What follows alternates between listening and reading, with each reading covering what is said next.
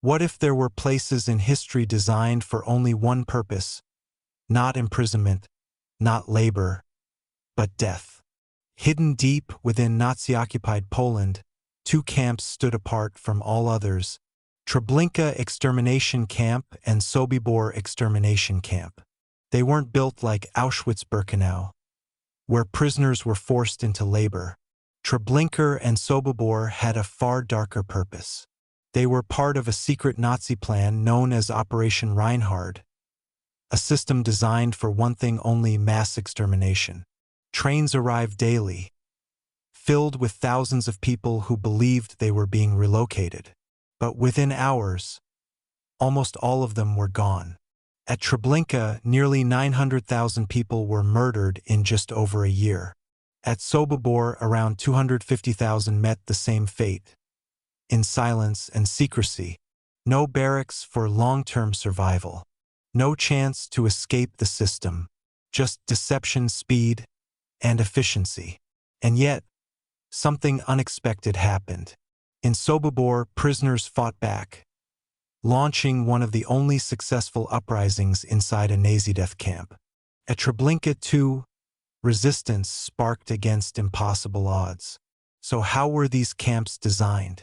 Why were they so efficient? And what made resistance even possible in places built only for death?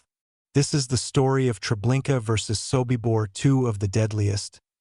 and most chilling places ever created. And before we begin, take a moment to like this video, subscribe to In&Out Nazi Germany, and let me know in the comments where in the world you're watching from. Every story, every memory, and every place matters. And together we keep history alive. Now let's begin.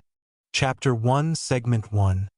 A System Built for Death. In the early years of the Second World War, as Nazi Germany expanded its control across Europe, a transformation began to take shape, one that would turn persecution into something far more systematic, far more calculated, and far more deadly. And at the center of this transformation was a chilling idea: the creation of places not meant to imprison, not meant to exploit labor, but designed with a single purpose in mind: to kill as many people as possible, as efficiently and quietly as possible. And,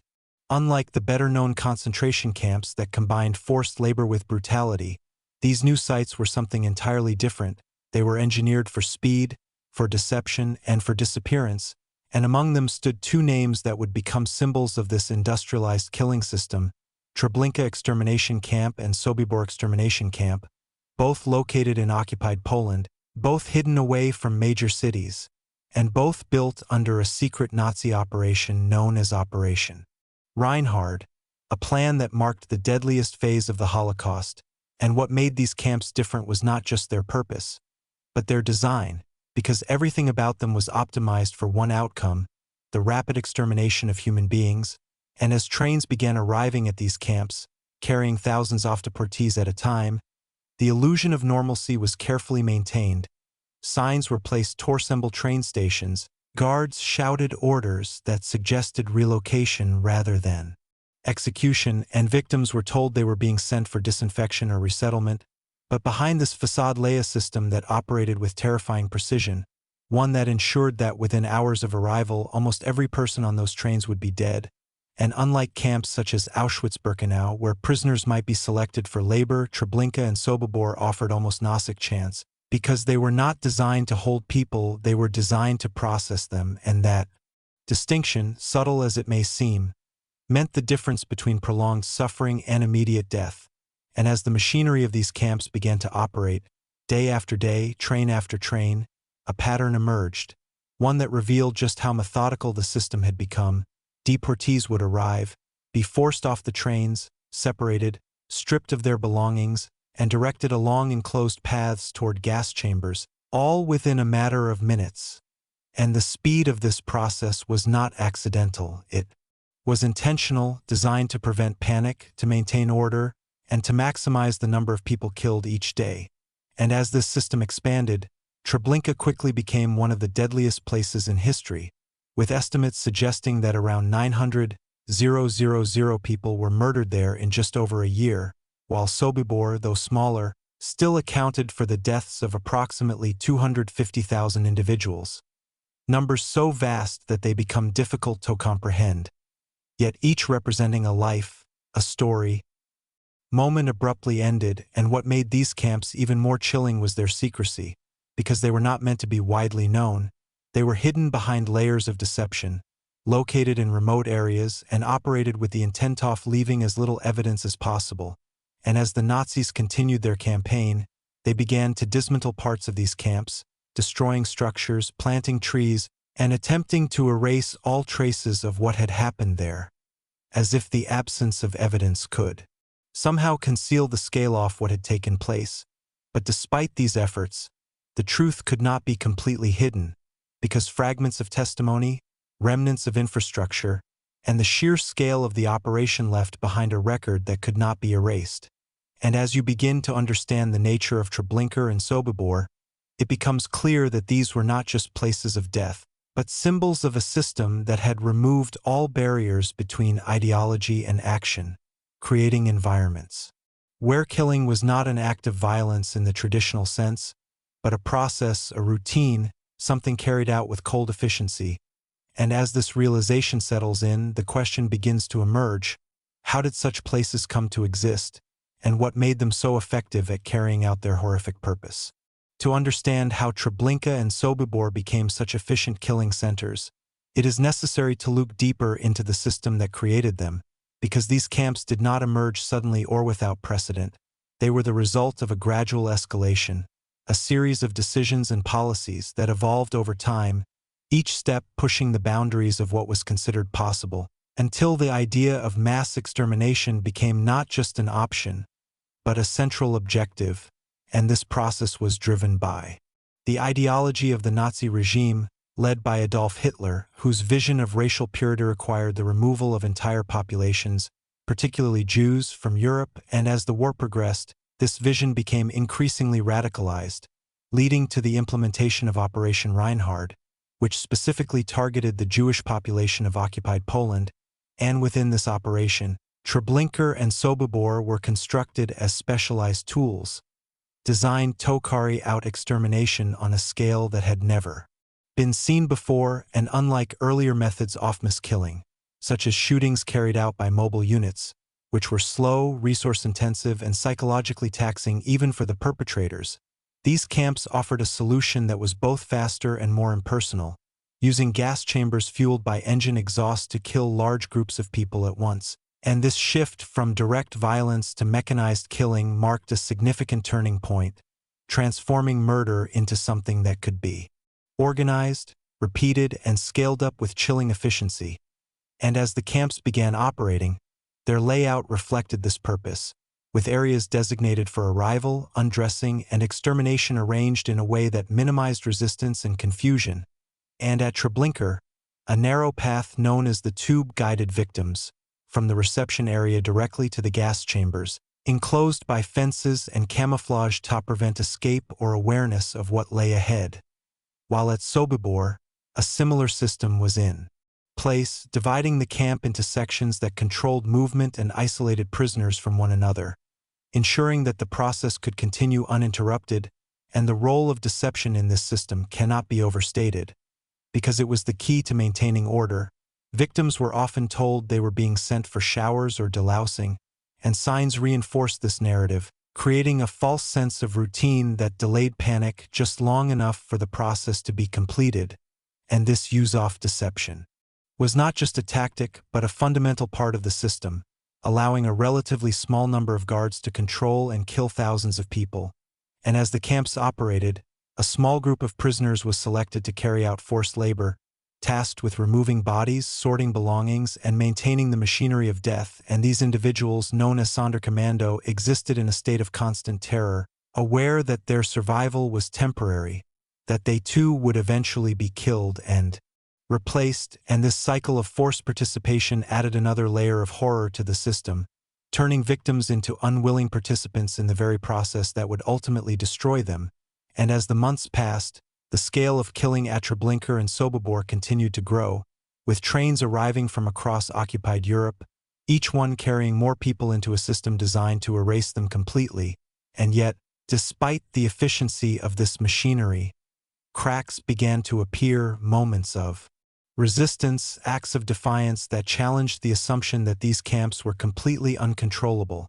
And it is within these moments that another story begins to emerge, one not just of destruction, but of human resilience, a story that would unfold in the most unlikely of places, within camps built solely for death. Chapter 1, Segment 2: Deception, Arrival, and the Final Illusion. By the time trains began arriving regularly at Treblinka Extermination Camp and Sobibor Extermination Camp, the system had already been perfected into something disturbingly efficient, a process that relied not only on physical control, but on psychological manipulation, because the success of these camps depended on one critical factor: preventing panic for as long as possible. And to achieve this, the Nazis constructed an elaborate illusion, one that began the moment the train doors opened.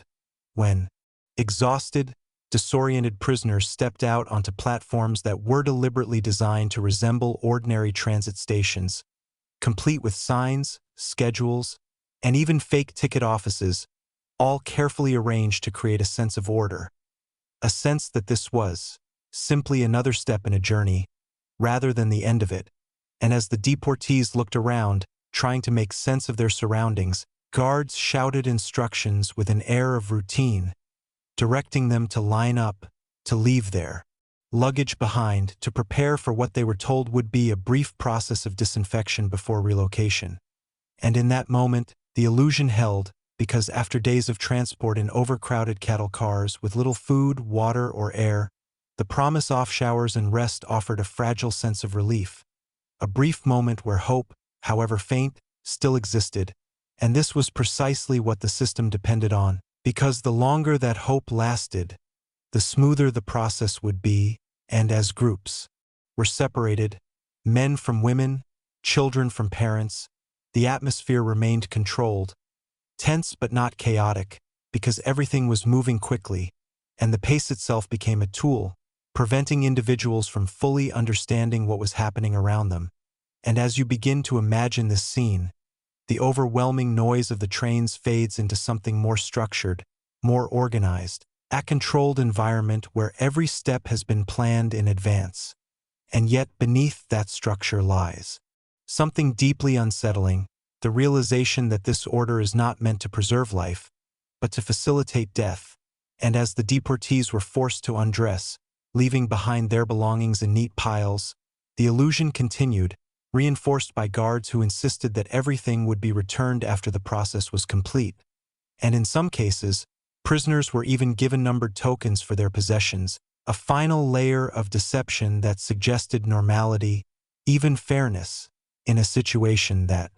was anything but. And as this awareness begins to take shape, you start to see how every detail was designed to delay realization, to prevent resistance, to keep the process moving forward. And as groups were then directed along narrow, enclosed paths toward the gas chambers, these paths were carefully constructed to limit visibility, to prevent those at the back from seeing what lay ahead. And at Treblinka, this path became known as the Tube,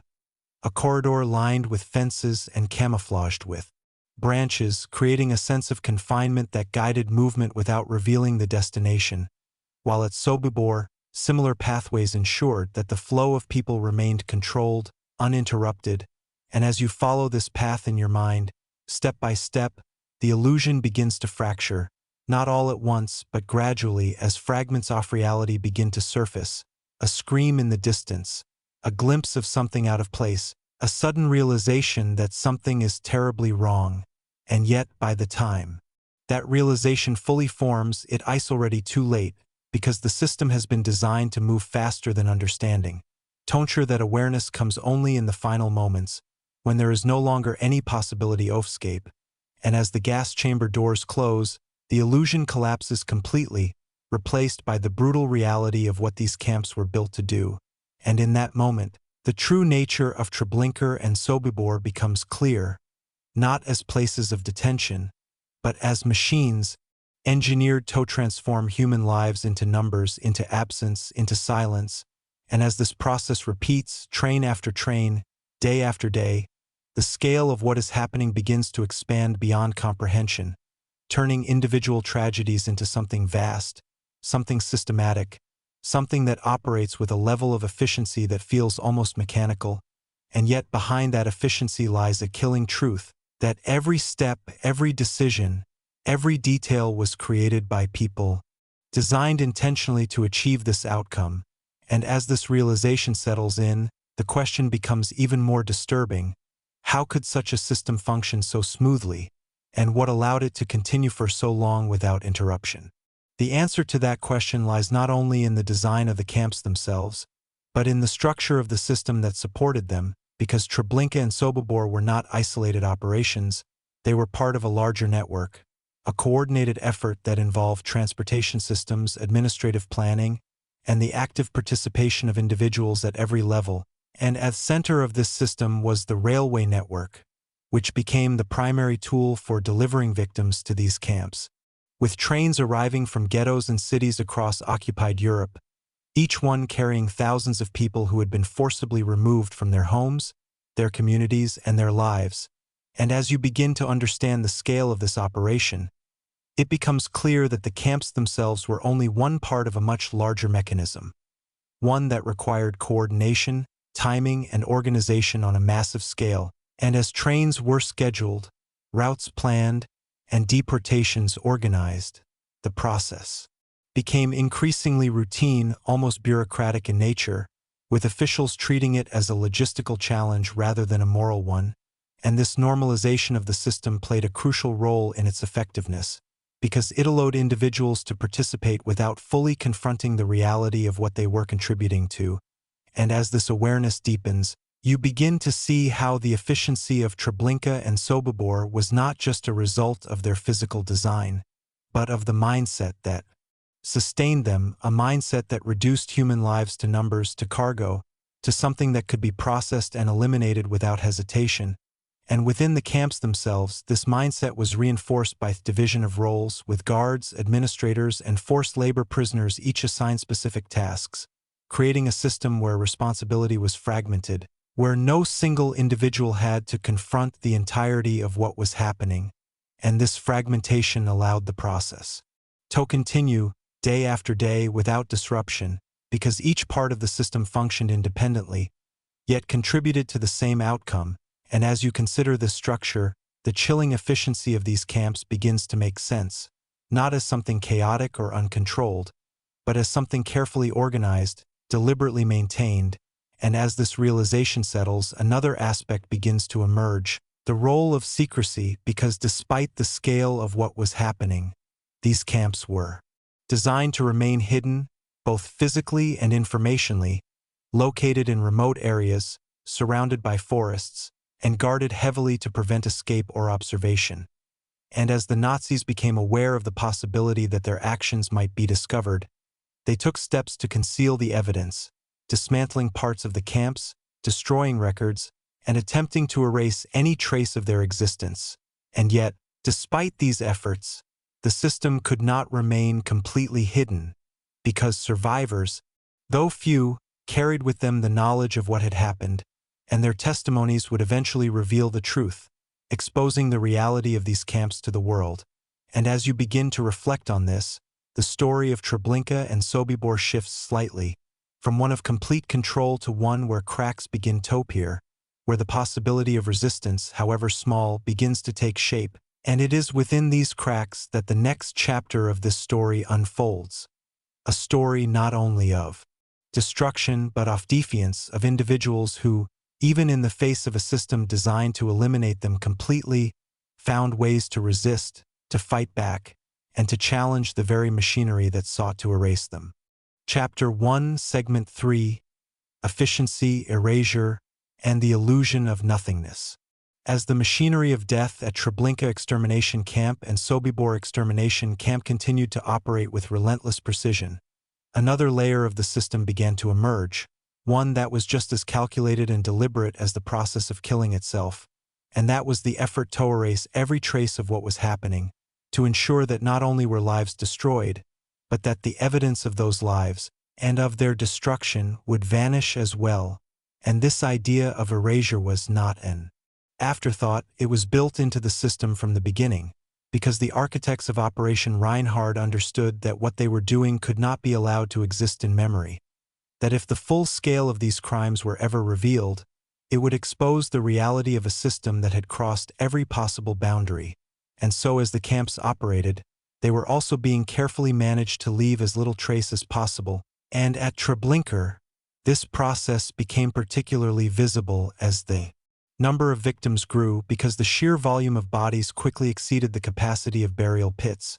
forcing the Nazis to develop new methods for disposal, methods that would reduce the physical evidence while maintaining the efficiency of the system. And this led to the exhumation and burning of bodies on massive pyres, a process that turned the remains of thousands into ash, which was then scattered or buried, further reducing the possibility of discovery. And as you begin to imagine this, the scale of what is happening becomes even more difficult to comprehend, because it is not just the act of killing that is being carried out, but the systematic removal of all traces of those who were killed, as if they had never existed at all. And this same approach was mirrored at Sobibor, where similar efforts were made to conceal the evidence, to dismantle structures, to remove any indication that such a place had ever functioned as a site of mass extermination. And as this awareness settles in, you begin to see how the camps were designed not only to end lives, but to erase history, to create a void where millions of individual stories had once existed. And as the months passed, this process of erasure became more refined, more deliberate, with orders given to destroy records, to eliminate witnesses, and to transform the physical landscape of the camps into something unrecognizable. And at Treblinka, this transformation went so far as to involve the complete dismantling of the camp, with buildings torn down, the ground leveled, and trees planted to conceal what had once stood there, creating the illusion that nothing had ever happened, that the land itself was untouched, and yet beneath that surface, the truth remained, hidden but not gone, because no matter how thorough the attempt at erasure, it could never fully remove the reality of what had taken place. And as you reflect on this, the system begins to reveal itself as something even more complex, not just a machine of death, but a machine of disappearance, one that sought to remove not only people, but the memory of their existence. And as this realization deepens, the question becomes even more unsettling. What happens when a system is designed not only to kill, but to make it as if the victims were never there at all? And how does such a system maintain itself without collapsing under the weight of its own secrecy? The answer to that question lies in the way the system controlled not only its victims, but also those who were forced to operate within it, because the functioning of Treblinka and Sobibor depended on a small number of prisoners who were selected to perform the most horrific tasks imaginable, individuals who were kept alive temporarily in order to maintain the efficiency of the camps, and these prisoners, often referred to as Sonderkommando, were forced into a role that placed them at the center of the system's operation, tasked with guiding victims, removing bodies, sorting belongings, and maintaining the infrastructure of extermination. And as you begin to consider their position, it becomes clear that they were both victims and unwilling participants, trapped within a system that offered no escape, no alternative, only the constant awareness that their own lives would eventually end in the same way. And as this realization settles into your awareness, you may begin to feel the weight of that existence, the constant tension of survival in a place where survival itself was temporary. And as the system continued to operate, these prisoners became essential to its efficiency, because they allowed the camps to function with fewer guards, reducing the need for direct involvement by the perpetrators, and further distancing them from the reality of what was happening. And this distancing was a crucial part of the system, because it allowed those in control to maintain a sense of detachment, to view their actions as part of a process rather than as acts of violence. And as you reflect on this, the structure of the camps begins to take on a different meaning,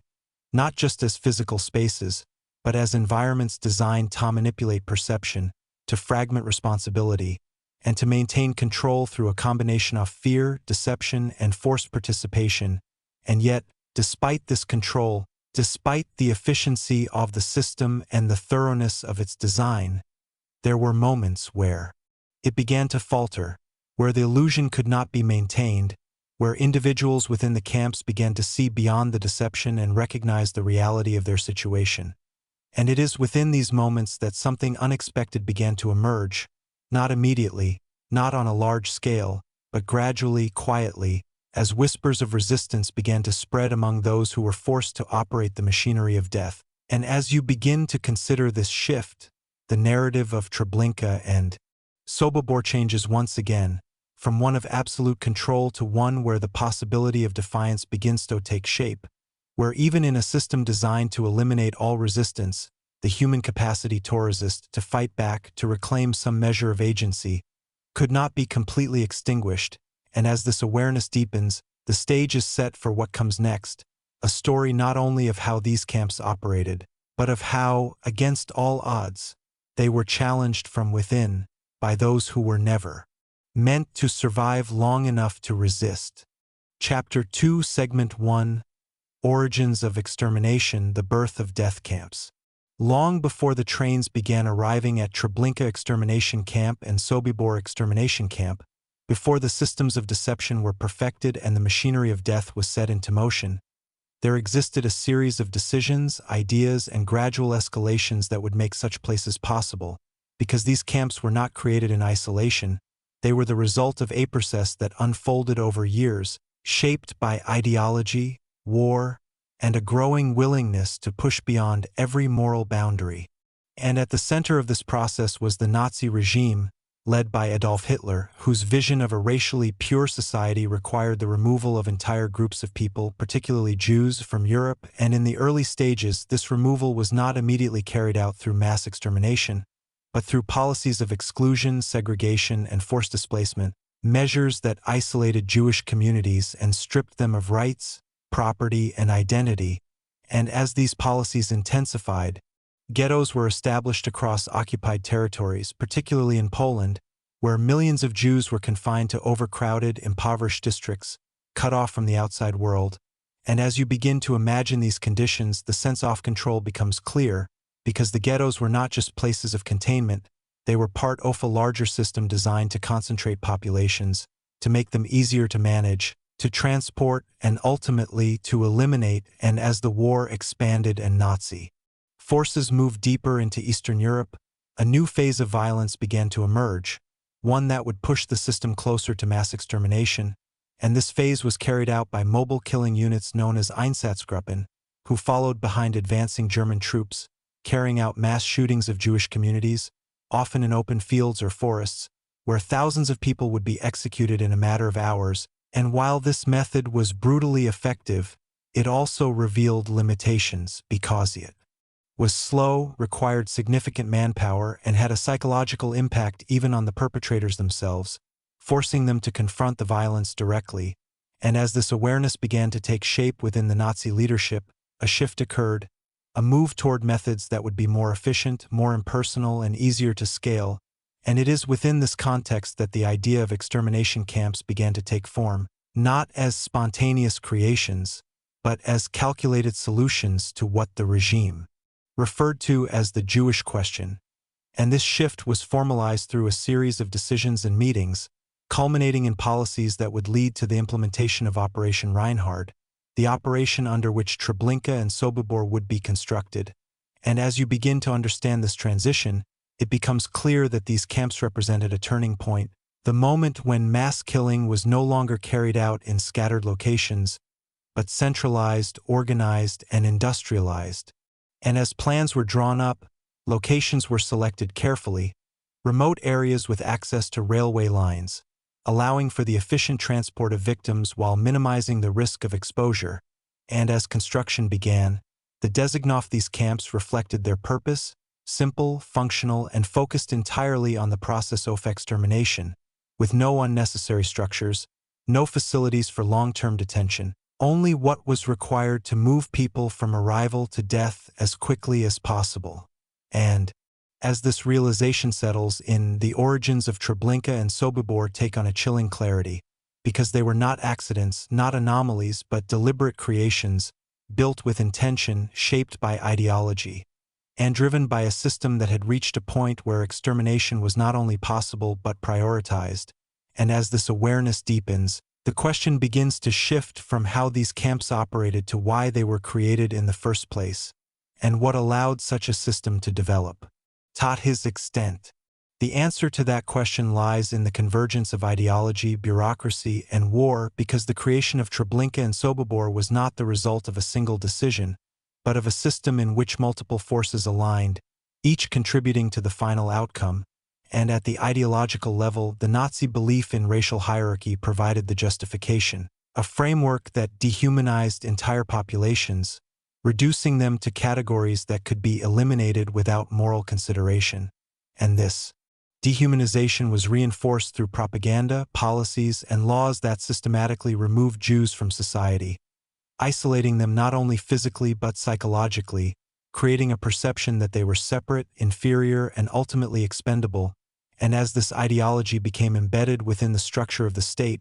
it was translated into action through bureaucracy, through offices, departments, and officials who were tasked with implementing policies that, while often presented as administrative or logistical, had devastating consequences. And as you begin to understand this process, the role of individuals becomes more complex, because the system did not rely solely on a few key figures, but on a network of participants, each performing specific tasks, often without confronting the full implications of their actions. And this fragmentation of responsibility allowed the system to function smoothly, because it reduced the need for individuals to question or resist. And as the war intensified, these ideological and bureaucratic elements were combined with the practical demands of occupation.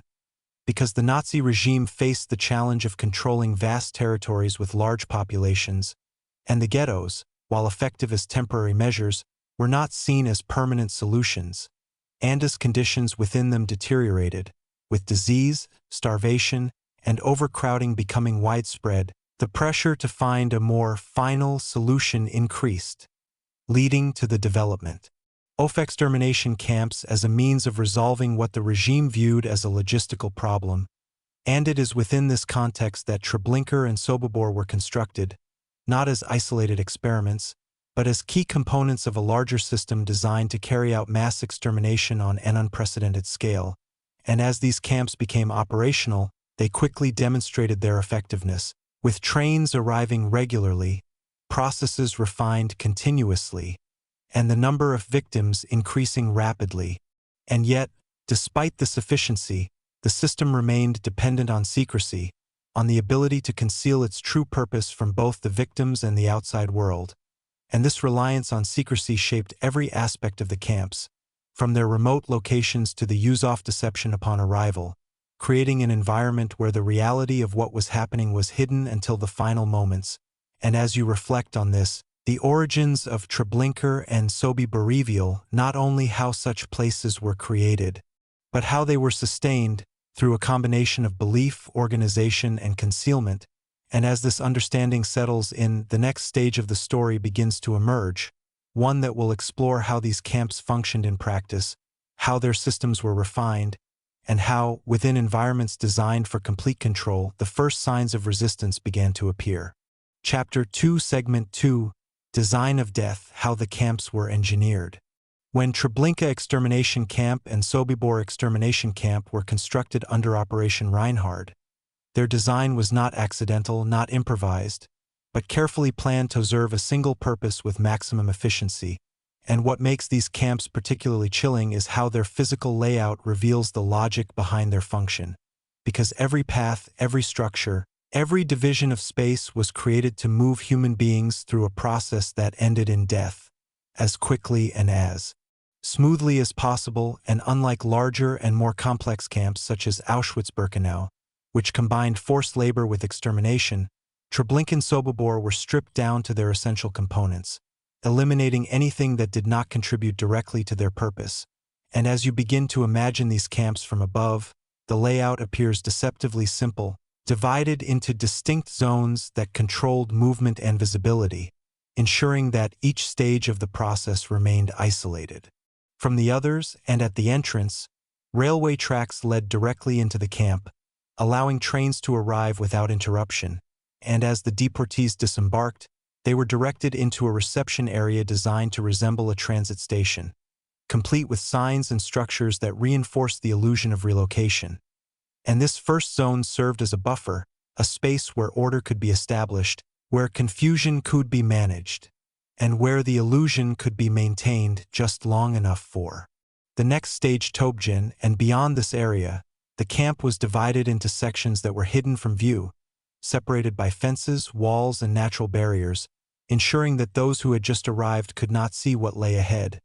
And as you follow this layout in your mind, the flow becomes clear, a progression from arrival to undressing to extermination, each stage connected by narrow, controlled pathways that guided movement while limiting awareness, and at Treblinka this pathway became known as the Tube, a corridor enclosed by high fences and camouflaged with branches, creating a tunnel-like effect that directed victims toward the gas chambers without revealing their destination, while at Sobibor, similar corridors served the same purpose, dividing the camp into sectors that prevented communication and maintained control. And as this awareness deepens, you begin to see how the design of these camps was not just about physical efficiency, but about psychological manipulation, because by controlling what people could see, hear, and understand, the system was able to delay panic, to maintain order, and to ensure that the process could continue uninterrupted. And at the end of these pathways stood the gas chambers, the core of the camp's function, structures that were deliberately disguised to resemble bathhouses, complete with doors, signage, and even fake shower heads, all designed to reinforce the illusion that the victims were undergoing a routine procedure. And as groups were forced inside, the doors were sealed, and exhaust fumes from engines were pumped into the chambers, killing everyone inside within minutes. And as you begin to grasp the reality of this process, the simplicity of the design becomes even more disturbing, because it reveals how little was required to carry out such large-scale killing, and how the entire system depended on speed, deception, and control, rather than complexity. And once the gas chambers had been used, the bodies were removed by forced labor prisoners and transported to burial pits or cremation sites, completing the cycle and preparing the chambers for the next group. And as this process repeated itself day after day, the camps operated with a rhythm that was almost mechanical, a continuous flow of arrival, processing, and extermination. And as this realization settles in, the design of Treblinka and Sobibor emerges not as chaotic or improvised, but as deliberate, structured, and optimized for a single outcome, creating environments where the boundaries between architecture and violence disappeared, and where space itself became a tool for destruction. Beyond the physical layout of Treblinka Extermination Camp and Sobibor Extermination Camp, there existed another layer of design, one that was less visible but equally critical to the functioning of these camps, and that was the system of roles and routines that ensured the machinery of death operated continuously, because the efficiency of these camps depended not only on their structure, but on the coordination of the people within them, and this coordination was achieved through a strict hierarchy with a relatively small number of German officers overseeing operations, supported by auxiliary guards, often recruited from occupied territories, who were responsible for maintaining order, enforcing discipline, and carrying out the daily tasks required to keep the system running. And as you begin to understand this structure, it becomes clear that the camps were designed to function with minimal direct involvement from those in charge, relying instead on a combination of intimidation, routine, and forced labor to maintain control. And at the center of this system were the prisoners who were selected to perform essential tasks, individuals who were forced into roles that placed them in direct contact with the process of extermination, guiding victims, sorting belongings, removing bodies, and maintaining the infrastructure. And these prisoners were organized into work units, each assigned specific responsibilities, creating a division of labor that mirrored industrial processes, where each group performed a particular function within the larger system. And as this awareness deepens, you begin to see how the camps operated not just as physical spaces, but as systems of organization, where human beings were assigned roles that contributed to the overall efficiency of the process. And this organization allowed the camps to handle large numbers of arrivals with relatively few personnel, reducing the need for direct oversight and increasing the speed of operations. And as the camps continued to function, these routines became more refined, with procedures adjusted to improve efficiency, to reduce delays, and to ensure that the flow of victims remained constant. And this constant flow was essential because any disruption, any delay, had the potential to expose the reality of what was happening. And so every aspect of the system was designed to prevent such disruptions, from the use of deception upon arrival to the controlled movement through the camp. And as you reflect on this, the design of Treblinka and Sobibor reveals a system that was not only efficient, but adaptable, capable of adjusting to changing conditions while maintaining its core function. And yet, despite this adaptability, the system remained fragile in certain ways, dependent on secrecy, on compliance, and on the ability to maintain control over both victims and prisoners. And it is within these points of dependency that the first cracks began to appear, because no matter how carefully a system is designed, it cannot completely eliminate the possibility of resistance. And as you begin to consider this, the story of these camps begins to shift once again, from one of design and efficiency to one of tension, where the forces of control and resistance begin to collide, setting the stage for the events that would follow, and revealing that even in places built solely for killing, the human capacity to resist could not be entirely erased. Chapter 2, Segment 3. The First Cracks, Control versus Resistance. For months, the system inside Treblinka Extermination Camp and Sobibor Extermination Camp operated with a level of efficiency that seemed almost unbreakable, a continuous cycle of arrival, deception, and extermination that left little room for disruption. And yet beneath this surface of control, something far more fragile existed, because the entire system depended on a delicate balance, one that required secrecy, compliance, and the careful management of fear. And as long as that balance held, the camps could function as intended. But the moment it began to shift, even slightly, the illusion started to crack, and those cracks, though small at first, would eventually grow into something far more significant. And as you begin to imagine life within these camps, from the perspective of the prisoners who were forced to work there, you start to see how awareness slowly began to form, not immediately, not in a single moment, but gradually, as fragments of truth emerged through observation, through whispered conversations, through the absence of those who had arrived only hours before. And as this awareness deepened, it became impossible to ignore, because the pattern was clear. Trains arrived full and left empty, belongings accumulated in piles, bodies were handled in ways that could not be explained by anything other than mass death. And as this realization settled in, the psychological landscape of the camps began to change, because once the illusion was broken, fear transformed into something else, something more complex, a mixture of despair, anger, and a growing recognition that survival within this system was temporary. And as this awareness spread among the prisoners, particularly those assigned to work units, a new dynamic began to emerge, one that challenged the total control the system depended on. And this dynamic was subtle at first, small acts of defiance, quiet moments where orders were delayed, where communication took place despite the risks, where individuals began to connect with one another in ways that the system had been designed to prevent. And as these connections formed, they created the foundation for something more organized, something more intentional. And as you begin to follow this shift, you start to see how the camps, despite their design, could not completely suppress the human instinct to resist, to seek some form of agency even in the most controlled environments. And at Treblinka, this shift became increasingly visible as conditions deteriorated, as the sheer scale of killing began to overwhelm even the mechanisms designed to manage it. And as prisoners were forced to handle the aftermath, to witness the reality of what was happening on a daily basis, the distance between victim and awareness disappeared completely, leaving no room for denial. And as this awareness intensified, so did the sense of urgency, because it became clear that waiting offered no future, that compliance only delayed the inevitable. And as this realization settled in, the idea of resistance, once unthinkable, began to take shape, not as a clear plan, but as a possibility, a fragile and dangerous possibility that carried immense risk. And yet, for many, the risk of doing nothing had become even greater, and as this awareness deepens, the camps begin to transform in your understanding,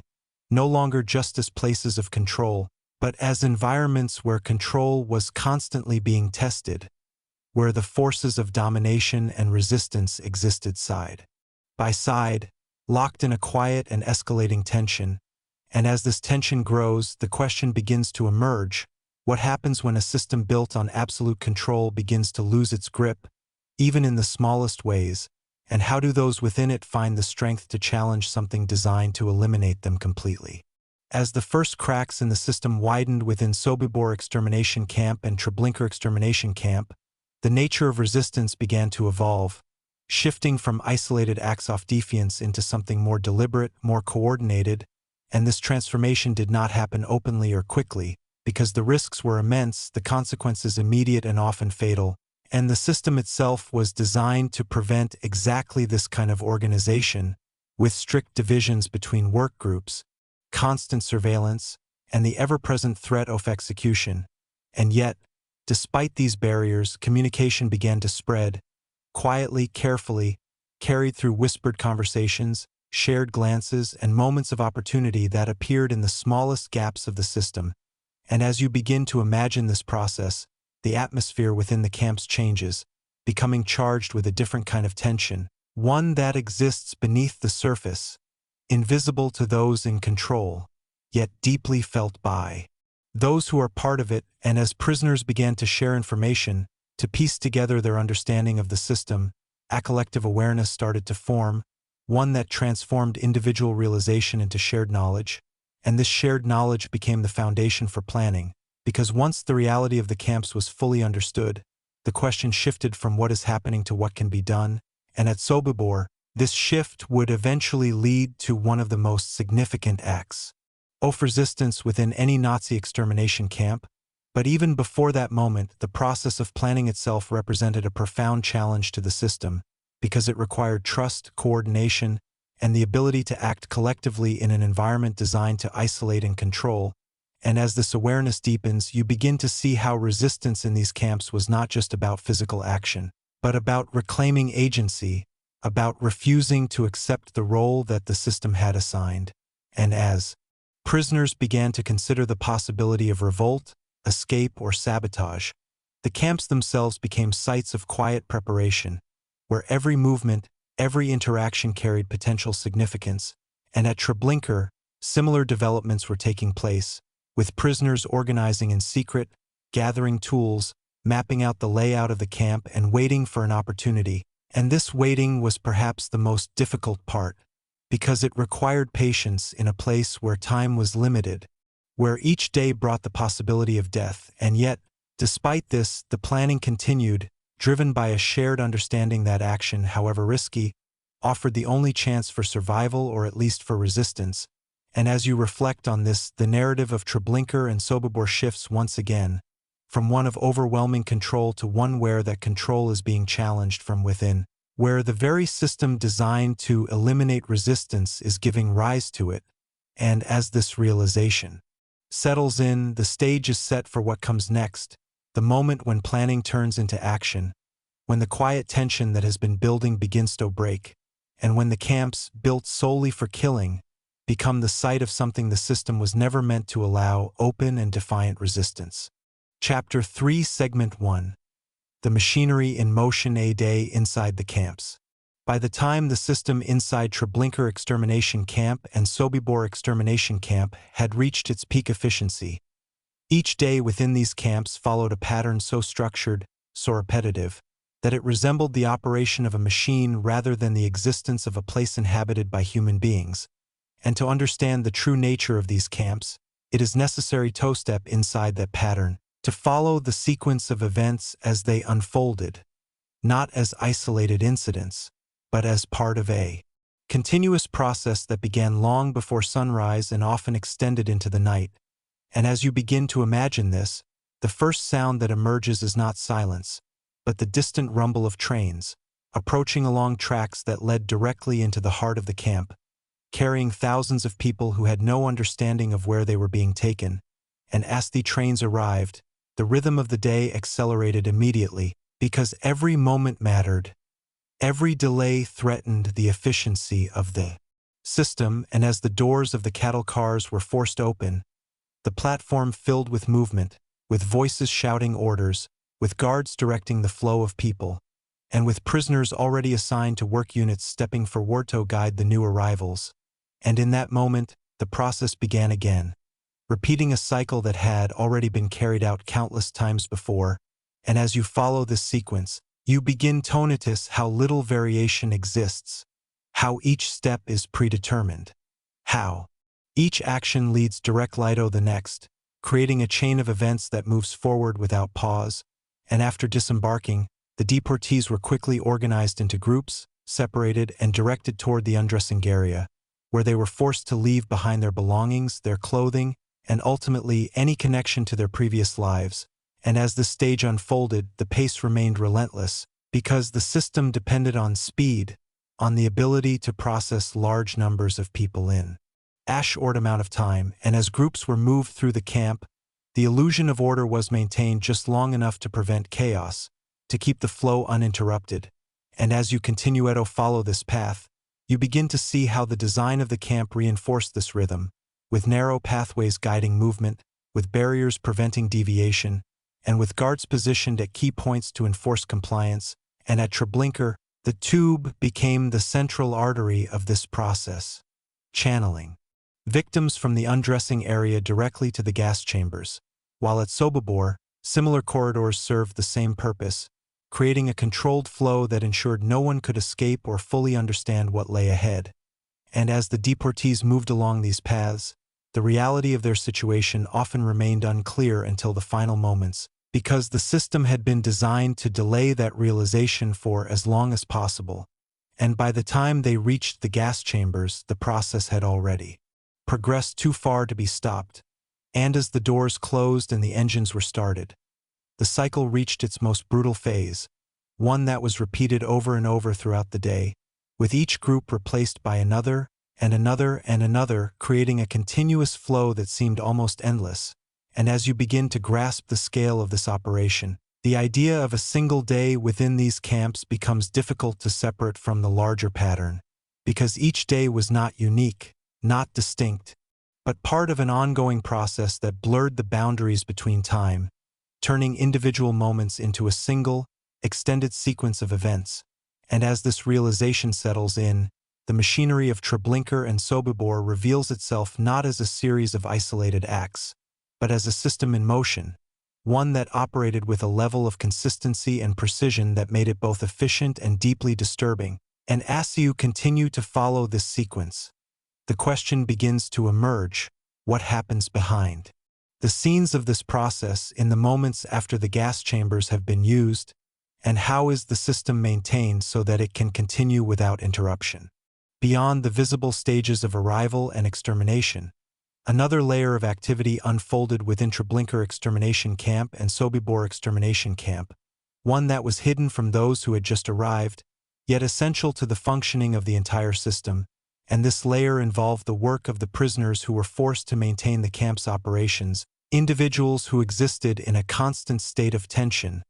aware of the reality around them, and yet compelled to participate in its continuation. And as you begin to imagine this part of the process, the focus shifts from the rapid movement of arrivals to the repetitive tasks that followed, tasks that were carried out with precision and urgency, because the efficiency of the camps depended on the ability to reset the system quickly, to prepare for the next train, the next group, the next cycle. And as the gas chambers were opened, the prisoners assigned to this work entered spaces that had just been filled with life, now reduced to silence, and their task was to remove the bodies, to transport them to burial pits or cremation sites, and to ensure that the chambers were ready to be used again. And as this process unfolded, it revealed the full extent of the system's design, because nothing was left to chance. Every step had been planned, every role assigned, creating a structure that could operate continuously with minimal disruption. And as you continue to follow this sequence, you begin to notice how the camps functioned. not just as places of extermination, but as environments of constant activity, where different tasks were carried out simultaneously, where the arrival of one train overlapped with the processing of another, creating a sense of motion that never truly stopped. And as this awareness deepens, you begin to see how the concept of time itself was altered within these camps, because there was no clear beginning or end to the day, only a continuous flow of events that repeated without pause. And as prisoners moved from one task to another, guided by orders and routines, the distinction between one moment and the next became blurred, replaced by a constant awareness of the system's demands. And yet, within this relentless cycle, moments of observation, of understanding, of quiet realization continued to emerge. As prisoners witnessed the scale of what was happening, as they recognized the patterns, and as they began to comprehend the full extent of the system they were trapped within. And it is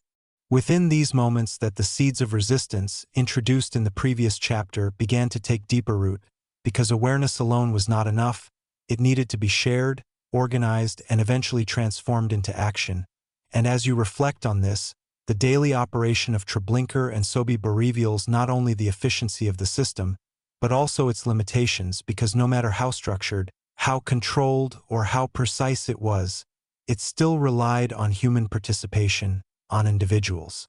who could observe, think, and ultimately choose to act. And as this realization settles in, the story begins to shift once again, moving from the mechanics of the camps to the people within them, and to the decisions they would make in the face of a system designed to eliminate them completely. Chapter 3, Segment 2. The people behind the system, perpetrators and prisoners. Behind the efficiency and structure of Treblinka Extermination Camp and Sobibor Extermination Camp, beyond the layouts and routines that defined their operation, there existed a human system, one made up of individuals whose roles, decisions, and actions sustained the machinery of death. And to understand how these camps functioned at such a scale, it is necessary to look beyond the structures and into the people who operated them, because while the camps were designed for efficiency, they could not function without those who enforced the system, maintained order, and carried out its daily tasks. And at the top of this hierarchy were German SS officers, individuals who oversaw the operations, made decisions about logistics, and ensured that the objectives of Operation Reinhard were carried out without interruption. And among them were figures such as Franz Stangl, who commanded Treblinka during its most lethal phase, and whose approach to management reflected the cold, bureaucratic mindset that defined the system, treating the camp not as a place of human suffering, but as an operation to be optimized, improved, and maintained. And as you begin to consider this perspective, it becomes clear that the efficiency of these camps was not accidental, but the result of deliberate choices made by individuals who viewed their roles through a lens of duty, obedience, and detachment. And beneath these commanders were guards, many of whom were recruited from occupied territories, including Soviet prisoners of war and local collaborators who were trained to enforce discipline, to control the movement of prisoners, and to ensure that the process continued without disruption. And these guards played a crucial role in maintaining the atmosphere of fear that the system depended on, because their presence, their actions, and their willingness to use violence created an environment where resistance seemed impossible. And yet, as you look deeper into this structure, another layer begins to emerge, one that complicates the narrative because not all participants occupied the same position within the system, and at the lowest level were the prisoners themselves, individuals who were forced into roles that placed them at the center of the camp's operations, performing tasks that were essential to the functioning of the system. And these prisoners were selected based on physical condition, skill, or simply chance, and once selected, they were assigned to work units that handled everything from sorting belongings to maintaining the gas chambers. And as you begin to imagine their position, the complexity of their situation becomes apparent, because they existed in a state of constant contradiction, forced to participate in a system that was destroying their own people, while knowing that their own survival was temporary, dependent on their usefulness, and always at risk. And as this awareness deepens, you begin to see how the camps relied on this structure, on the division between those who commanded, those who enforced, and those who were forced to comply, creating a hierarchy that distributed responsibility in a way that allowed the system to function smoothly. And yet, within this structure, moments of humanity, off-connection, and of resistance continued to emerge, challenging the idea that the system could completely control those within it. And as you reflect on this, the story of Treblinka and Sobibor becomes not just about systems and structures, but about people, about the choices they made, the roles they played, and the ways in which they navigated an environment designed to strip them of agency. And as this realization settles in, the question becomes more complex, not just how the camps operated, but how individuals within them responded to the roles they were given, and how those responses shaped the events that would follow. As you look deeper into the human structure of Sobibor Extermination Camp and Treblinka Extermination Camp, the contrast between those who held power and those who were subjected to it becomes even more pronounced, revealing a system that depended on both control and compliance, and yet was never entirely free from tension, because even within the strict hierarchy, there existed moments where the boundaries between roles were tested, challenged,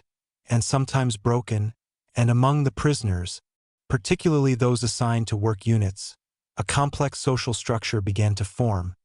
one that was shaped by necessity, by the need to survive, and by shared understanding of the reality around them. And as you begin to imagine this environment, you might see how communication, though restricted, still found ways to exist, how information was passed quietly between individuals, how trust was built carefully, and how relationships, however fragile, became a source of strength in a place designed to isolate and divide. And as this awareness deepens, you begin to notice how these connections played a crucial role in the development of resistance, because without communication, without trust, the idea of organized action would have been impossible. And at Sobibor, this process would eventually lead to one of the most significant acts of defiance within any extermination camp, involving figures such as Alexander Petrovsky, a Soviet prisoner of war who became instrumental in organizing the revolt, and whose presence introduced new ideas, new strategies, and a renewed sense of possibility among the prisoners. And as you reflect on this, the narrative begins to shift once again, from one of passive survival to one of active resistance, because the existence of such individuals demonstrates that even within the most controlled environments, the capacity for leadership, for planning, and for defiance could not be completely extinguished. And at Treblinka, similar developments were taking place, with prisoners organizing in secret, identifying weaknesses in the system, and preparing for the possibility of revolt. And as these efforts continued, the camps themselves became spaces of hidden tension, where the surface of order masked a growing undercurrent of resistance. And as you consider this dynamic, the human element of the camps becomes even more significant, because it reveals that the system, for all its efficiency and control, was not absolute, that it depended on individuals who could think, adapt, and ultimately choose to act. And as this realization settles in, the stage is set for what comes next, the moment when these hidden tensions would erupt into open defiance, when the roles assigned by the system would be challenged directly, and when the camps, built solely for killing, would become the site of resistance that the system was never meant to allow. Chapter 3, Segment 3, Breaking the Illusion, the Moment of Realization. For many who arrived at Treblinka Extermination Camp and Sobibor Extermination Camp, the system's greatest weapon was not violence alone, but illusion, the carefully constructed deception that delayed understanding just long enough for the process to be completed. And yet, despite the precision of this deception, there were moments when it began to fail, moments when reality broke through the surface of the narrative that had been imposed upon them. And those moments, though brief and often too late to change the outcome, marked a profound shift in awareness, one that transformed confusion into understanding, and understanding into something far more powerful. And as you begin to imagine these moments, you might picture the sequence of arrival, the forced disembarkation, the separation, the movement toward the undressing area, all unfolding with a sense of urgency that prevents reflection. And yet within that sequence, there are cracks, small details that do not align with the explanation being given, the absence of returning trains, the accumulation of belongings, the behavior of the guards, the tension in the air, and as these details begin to accumulate, they form a pattern, one that becomes increasingly difficult to ignore, and for some, this realization came suddenly, triggered by a single moment, a glimpse off something hidden, a scream from beyond the fences, a smell that could not be explained, while for others it emerged gradually, as the illusion weakened with each step until the truth became undeniable, and as this awareness settled in, it carried with it a profound psychological impact, because it replaced uncertainty with certainty, hope with understanding, and in doing so, it forced individuals to confront the reality of their situation in its most direct form. And yet, even in these moments, the system continued to operate, because the realization often came too late to disrupt the process, too late to organize resistance, and too late to escape, and this timing was not accidental. It was a deliberate aspect of the camp's design, ensuring that awareness would only emerge when it could no longer affect the outcome. And as you reflect on this, the cruelty of the system becomes even more apparent, because it did not simply rely on force, but on the manipulation of perception, on the careful control of information, and on the calculated delay of understanding. And yet, despite this, there were those who experienced this realization earlier, those who were selected for work units, those who were forced to remain within the camp and witness its operations over time. And for them, the moment of realization was not a single event, but an ongoing process, one that deepened with each passing day, as they observed the patterns, the routines, and the outcomes, and as this awareness grew, it created a different kind of psychological landscape, one defined not by sudden shock, but by sustained understanding, by the knowledge that the system they were part of was designed for a single purpose, and that their own position within it was temporary. And as you begin to consider this perspective, the nature of realization changes, becoming not just an individual experience, but a shared understanding among those who remained.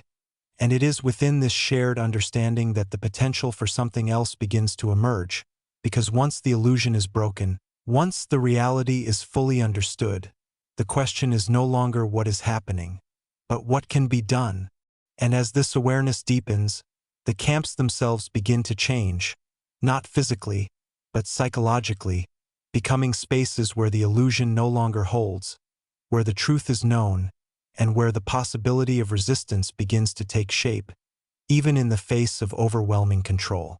As the illusion continued to break down within Sobibor Extermination Camp and Treblinka Extermination Camp,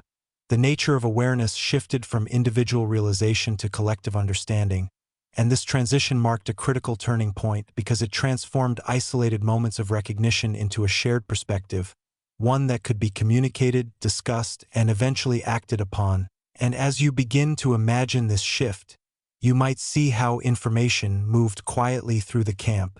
passed between prisoners in whispers, in gestures, in moments where the system's control loosened just enough to allow communication. And as this awareness spread, it created a network of understanding, one that connected individuals who had previously been isolated, and this connection was essential because it allowed for the development of trust, of coordination, and of the possibility of collective action. And yet, even as this network formed, the risks remained immense because any attempt to resist carried the potential for immediate and severe consequences, not only for those directly involved, but for others as well, and this created a tension that defined life within the camps, a constant balance between the need to act and the need to survive. And as you reflect on this, the psychological dimension of resistance becomes more complex, because it was not simply a matter of deciding to fight back, but of navigating a system that punished even the smallest acts of defiance. And yet, despite these challenges, the awareness that had developed could not be undone, because once the truth was known, it changed everything. It altered the way prisoners viewed their situation, their options, and their future, and for many, it led to a profound realization that survival within the system was temporary,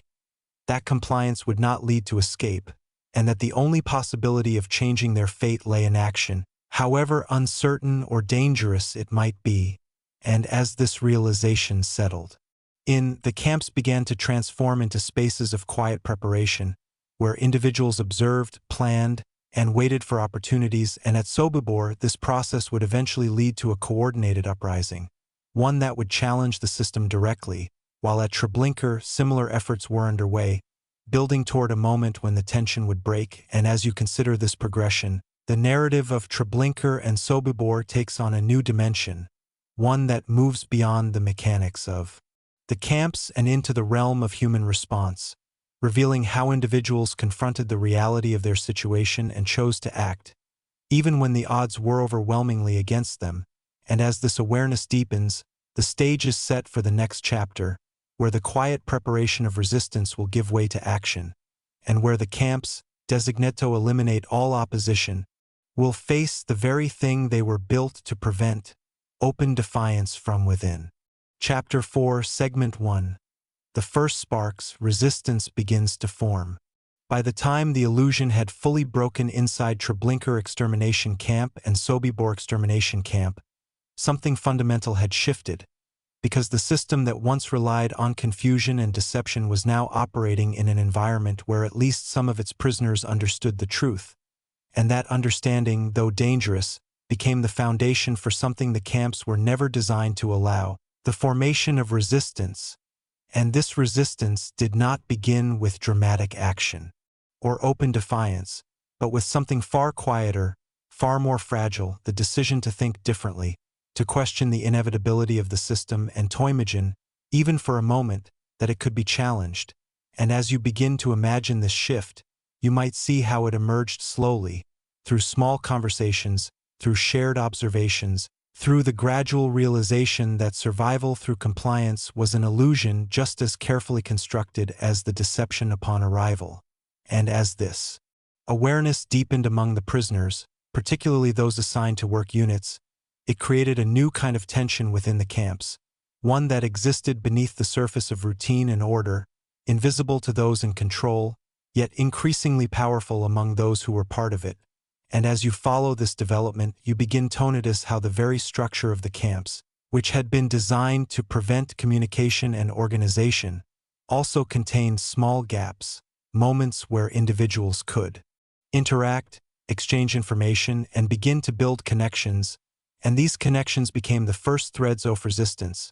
linking individuals together in ways that allowed them to share not only knowledge, but also the possibility of action. And as this network began to form, it remained hidden, because the risks were immense, and any sign of organized resistance could lead to immediate and severe punishment, not only for those involved, but for others as well. And yet, despite these risks, the process continued, driven by a growing understanding that inaction offered no future, that waiting meant eventual death, and that the only alternative, however uncertain, was to act. And at Sobibor, this shift would eventually take on a more defined shape with the arrival of Alexander Petrovsky,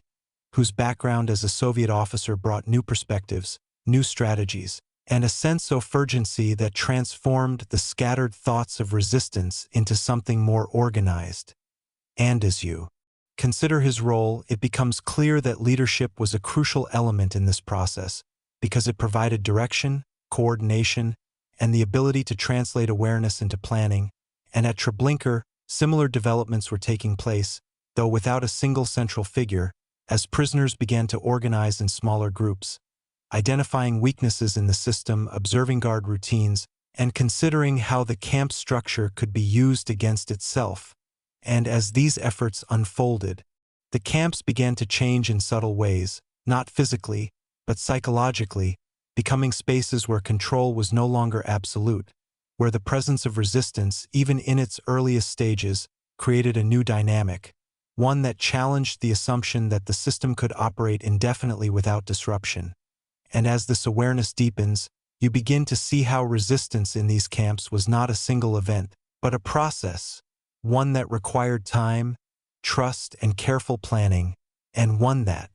developed gradually, step by step, within an environment designed to eliminate it entirely. And as you reflect on this, the emergence of resistance becomes one of the most significant aspects of the story, because it reveals that even in places built solely for killing, the capacity for defiance could not be completely extinguished. And as this realization settles in, the question begins to shift from whether resistance was possible to how it would take shape. and what form it would ultimately take. When the moment to act finally arrived, as resistance began to take form within Sobibor extermination camp and Treblinka extermination camp, the process of planning introduced a new layer of complexity to life inside the camps. Because it required more than awareness, it demanded coordination, secrecy, and the ability to act collectively in an environment where every movement was monitored and every deviation from routine carried the risk of discovery.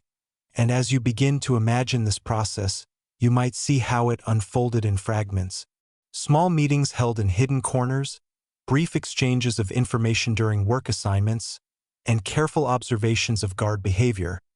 all contributing to a growing understanding of the camp's structure and vulnerabilities. And as this awareness deepened, the prisoners began to identify patterns, the timing of shifts, the placement of weapons, the routines that governed daily operations, and these patterns became the foundation for planning,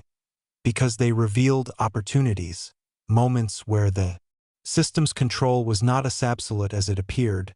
And yet, even with this knowledge, the challenges remained immense, because any plan would have to overcome not only the physical barriers of the camp, but also the psychological barriers that the system had created: fear, uncertainty, and the constant awareness of the consequences of failure. And as you reflect on this, the courage required to move from awareness to planning becomes evident, because it meant confronting not only the external dangers of the camp, but also the internal struggle between survival and resistance. And for many, this struggle was shaped by the understanding that survival within the system was temporary, that even those who were kept alive to work would eventually be killed, and this realization created a sense of urgency, a recognition that the risks of action, however great, were not greater than the certainty of death. And at Sobibor, this urgency would lead to the development of a coordinated plan, one that aimed not only to escape, but to disrupt the camp's operations, to challenge the system directly. And as you consider the details of such a plan, the complexity becomes clear, because it required timing, coordination across multiple groups, and the ability to act quickly and decisively in a moment of opportunity. And at Treblinka, similar efforts were underway, though shaped by different conditions, as prisoners worked to gather tools, to map out the camp, and to prepare for a moment when resistance could be attempted. And as these preparations continued, the camps themselves became spaces of hidden tension, where the surface of order masked a growing undercurrent of defiance. And as you follow this progression, you begin to see how the emergence of resistance transformed the camps, not by altering their structure, but by changing the way they were experienced by those within them, turning them from places of passive suffering into environments where action, however dangerous, became possible. And as this realization settles in, the stage is set for the next phase of the story, where planning will give way to execution, and where the first sparks of resistance will ignite into open defiance, challenging the very system that had been designed to prevent it. Chapter 4, Segment 2. Planning the impossible, resistance takes shape. As resistance began to move beyond quiet awareness inside Sobibor extermination camp and Treblinka extermination camp, it entered its most dangerous phase, the transition from thought to planning, because imagining defiance was one thing, but organizing it within a system designed to eliminate even the smallest act of rebellion was something entirely different. And as you begin to imagine this moment, you might see how the atmosphere inside the camps had changed, no longer defined solely by fear and routine, but by a quiet and growing tension, a sense that something was forming beneath the surface, something that could not be seen, but could be felt. And this tension was the result of countless small interactions, whispered conversations, shared observations, and moments of trust that had been built carefully over time. And as these connections strengthened, they created the foundation for coordinated action. And at Sobibor, this process began to take a more structured form with the involvement of Alexander Petrovsky, whose arrival introduced not only new leadership, but also a strategic perspective that had been largely absent before. And as a former Soviet officer, Petrovsky brought with him an understanding of organization, discipline, and the importance of timing, and these elements would prove crucial in transforming scattered ideas into a coherent plan. And as you follow this development, You begin to see how the process of planning unfolded in stages, beginning with the identification of objectives, escape, disruption, survival, and then moving toward the practical challenges of achieving those objectives, because the camps were heavily guarded, surrounded by fences, watchtowers, and minefields, and any attempt to escape would have to overcome not only these physical barriers, but also the immediate response of the guards. And as this awareness deepens, you begin to understand the scale of what was being attempted, because it was not simply an escape, but a coordinated effort challenge, a system that had been designed to prevent exactly this kind of action. And at Sobibor, the plan that emerged was both bold and precise, involving the elimination of key SS officers in a series of coordinated attacks, followed by a mass breakout that would overwhelm the remaining guards and create an opportunity for escape. And as you consider the details of such a plan, the complexity becomes clear because it required coordination across multiple groups, precise timing, and the ability to act simultaneously without alerting the guards, and every aspect of the plan had to be kept secret, because even a single leak could lead to its failure. And as this awareness settles in, you begin to see how trust became the most critical element of resistance, because without it, the plan could not exist, and yet, trust in such an environment was difficult to establish, because the system had been designed to isolate individuals, to create suspicion, and to discourage any form of collective action. And as you reflect on this, the courage required to participate in such planning becomes even more apparent, because it meant not only risking one's own life, but also placing trust in others who were equally vulnerable. And at Treblinka, similar efforts were underway, though shaped by different circumstances, as prisoners began to gather tools, to map out the camp's layout, and to identify weaknesses in the system. And while the plans at Treblinka differed in structure, they shared the same underlying goal: to break free from a system that offered no future. And as these preparations continued, the camps became spaces of hidden activity, where every movement carried potential meaning, where every interaction could contribute to the larger plan. And as you follow this progression, you begin to see how resistance transformed the camps, not by changing their physical structure, but by altering the way they were experienced by those within them, turning them from places of passive suffering into environments where action, however dangerous, became possible. And as this realization deepens, the question becomes not whether resistance will occur, but when and what will happen when the moment finally arrives. As the plans for resistance grew more detailed within Treblinka Extermination Camp and Sobibor Extermination Camp, the tension inside the camps reached a point where every day carried a sense of anticipation, because those involved in the planning knew that the moment of action was approaching, and with it, the possibility of success or failure, life or death. And as you begin to imagine this phase, you might feel how the ordinary routines of the camp, the arrival of trains, the movement of prisoners, the presence of guards, continued as before. Yet beneath that surface, everything had changed, because for those who were part of the resistance, every detail mattered, every movement was observed, every opportunity considered. And as this awareness deepens, you begin to see how the camps became spaces of dual reality, where the visible order masked an invisible process of preparation. And at Sobibor, the plan required precise coordination, with different groups assigned specific roles, some tasked with luring SS officers into isolated locations under the pretense of work, others prepared to eliminate them quickly and silently, and still others ready to initiate the breakout once the initial phase was complete. And as you consider the complexity of this coordination, the importance of timing becomes clear, because the success of the plan depended on multiple actions occurring simultaneously, and any delay, any mistake, could lead to immediate discovery and retaliation. And yet, despite these risks, the planning continued, driven by a shared understanding that the alternative was certain death. And at Treblinka, the preparations took a slightly different form, focusing on the acquisition of weapons, the disabling of key structures, and the creation of confusion that would allow prisoners to escape. And as you follow these developments, you begin to notice how both camps, though different in their approaches, were moving toward the same moment, a point where the accumulated tension, the shared awareness, and the careful planning would converge into action. And as this realization settles in, the psychological dimension of resistance becomes even more significant, because it reveals how individuals navigated the constant presence of fear, how they maintained focus, how they prepared themselves for a moment that could not be rehearsed. And as you reflect on this, the idea of resistance takes on a new meaning, not as a single act, but as a process that required resilience, adaptability, and the ability to act decisively under extreme pressure. And as the moment of action drew closer, the camps themselves seemed to hold that tension, as if the system, for all its control, was on the verge of being challenged in a way it had never been before. And as this awareness deepens, the stage is set for what comes next, the moment when planning turns into execution, when the quiet preparation of resistance erupts into open defiance, and when the camps, built solely for killing,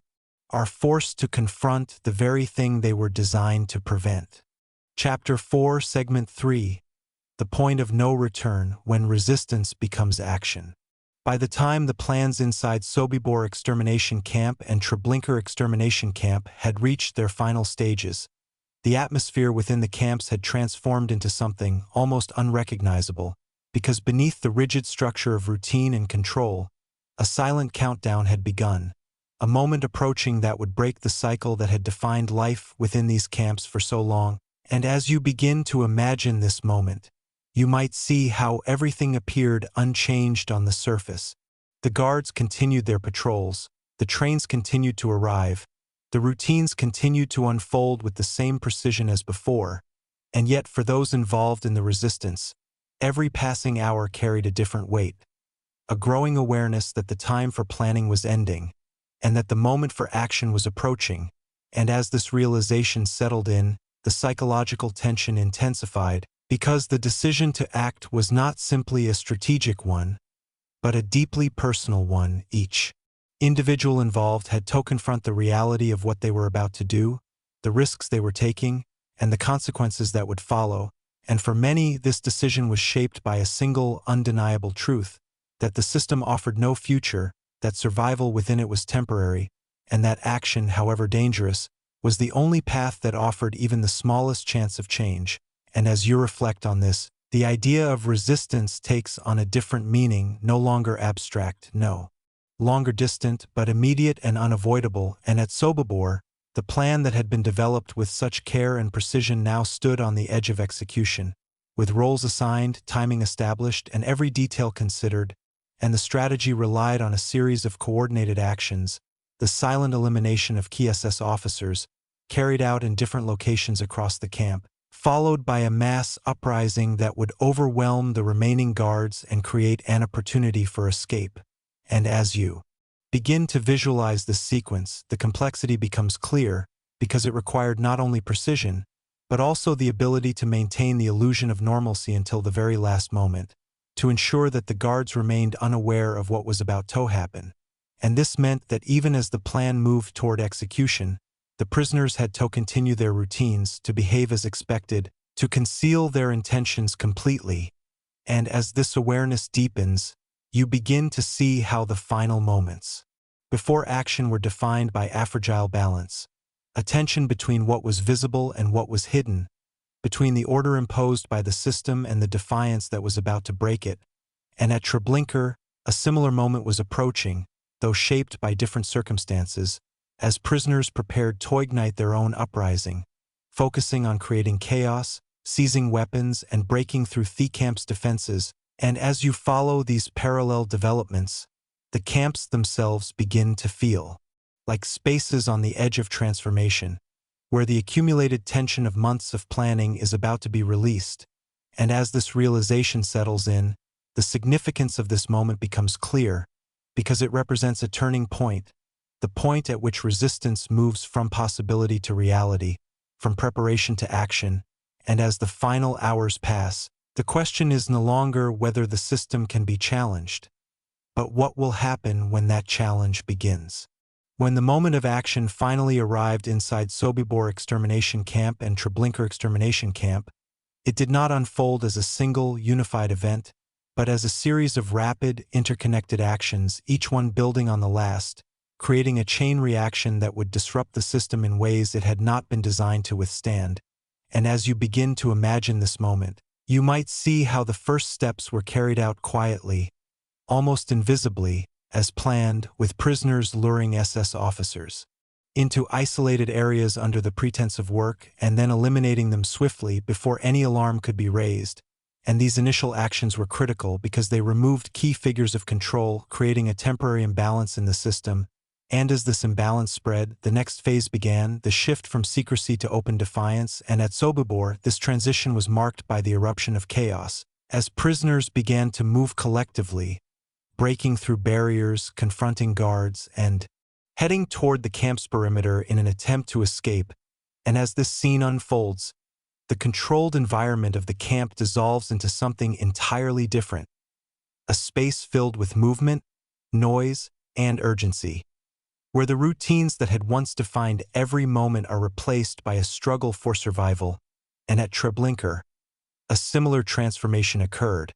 as prisoners set fire to buildings, seized weapons, and attempted to break through the camp's defenses, creating confusion that spread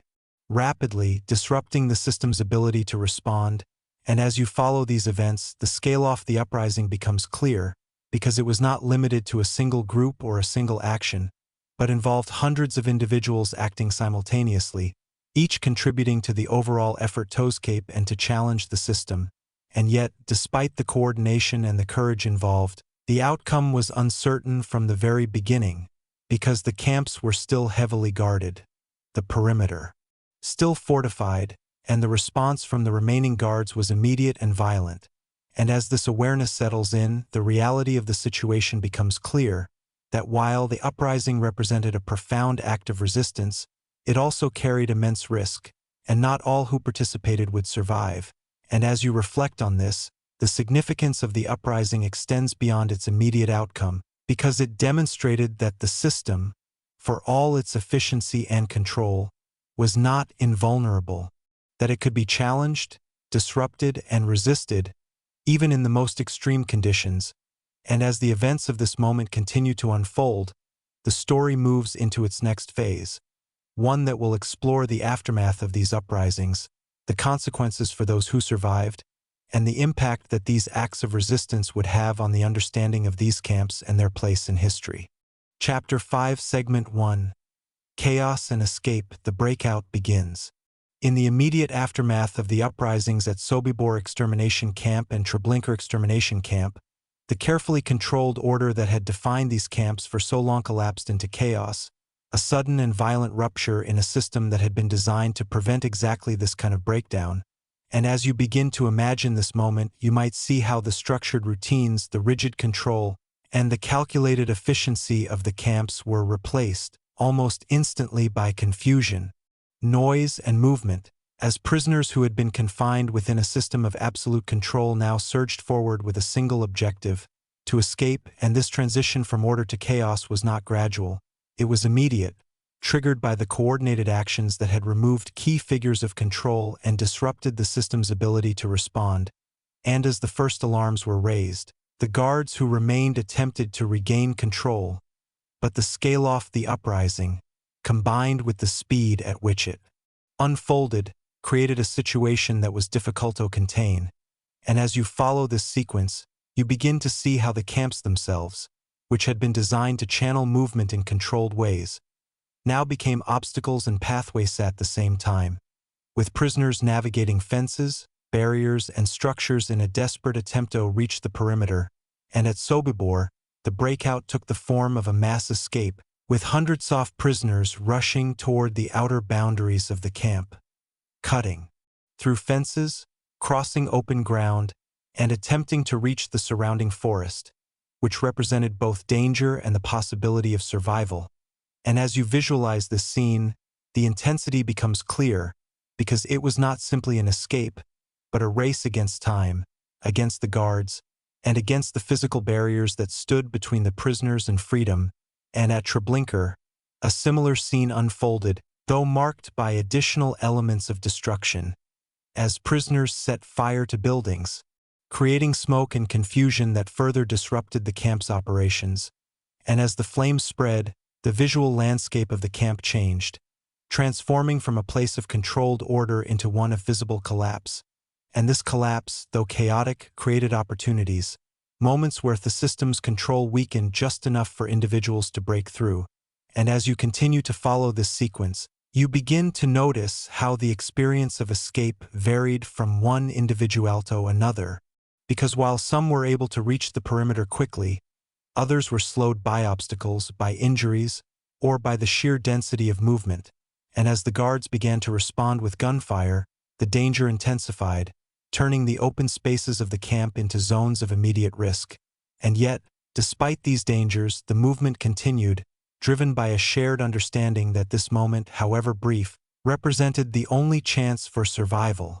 And as this awareness deepens, you begin to see how the breakout was not a single, unified event, but a series of individual journeys, each shaped by circumstance, timing, and chance. And as you reflect on this, the significance of the uprising becomes even more apparent, because it was not just about the act of resistance, but about the possibility of escape, the breaking of a system that had been designated to eliminate all such possibilities. And as the first wave of prisoners reached the outer boundaries of the camps, the story began to shift from the chaos within to the uncertainty beyond, where survival would depend not only on escaping the camp, but on navigating a world that was still hostile, still dangerous, and still controlled by the forces that had created these camps in the first place. As the escape from Treblinka Extermination Camp and Sobibor Extermination Camp moved beyond the confines of the camps themselves, the nature of the struggle changed, shifting from the immediate chaos of the uprising to the uncertain and often perilous journey that followed, because breaking through the perimeter was only the first step, and what lay beyond was a landscape filled with new challenges, new dangers, and very few guarantees of survival. And as you begin to imagine this transition, you might see how the prisoners who had managed to escape found themselves in unfamiliar terrain, often disoriented, exhausted, and without clear direction, yet driven by the urgency to move as far away from the camps as possible. And at Sobibor, those who escaped headed toward the surrounding forests, using the natural cover to hide from pursuing guards. And as you visualize this movement, the environment becomes a critical factor, because the forest offered both protection and risk, providing concealment from patrols, but also presenting obstacles, limited resources, and the constant threat of discovery. And as this awareness deepens, you begin to see how survival beyond the camp required a different set of skills: the ability to navigate unfamiliar terrain, to find food and shelter,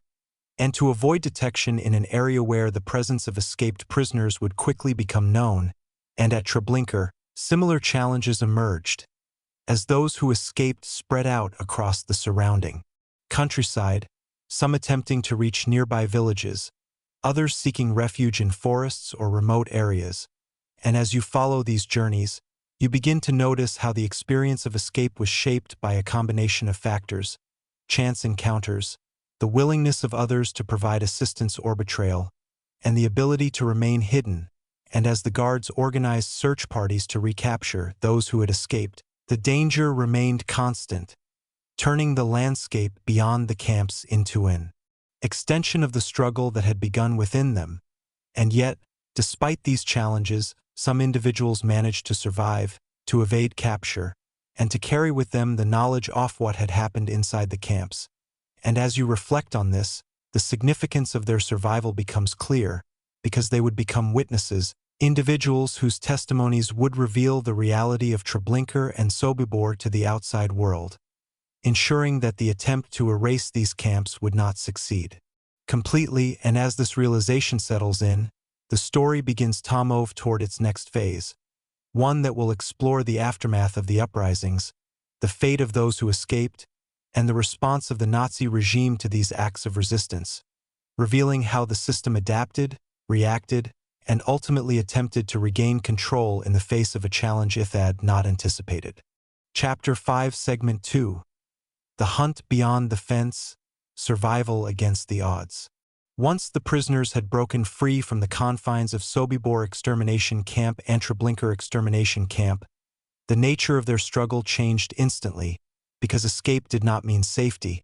It meant entering a new phase of danger, one defined not by the walls of the camps, but by the vast and hostile environment that surrounded them. And as you begin to imagine this moment, you might see how the forest, the fields, and the scattered villages beyond the camps became the new terrain of survival, places that offered both concealment and risk, because while they provided the possibility of hiding,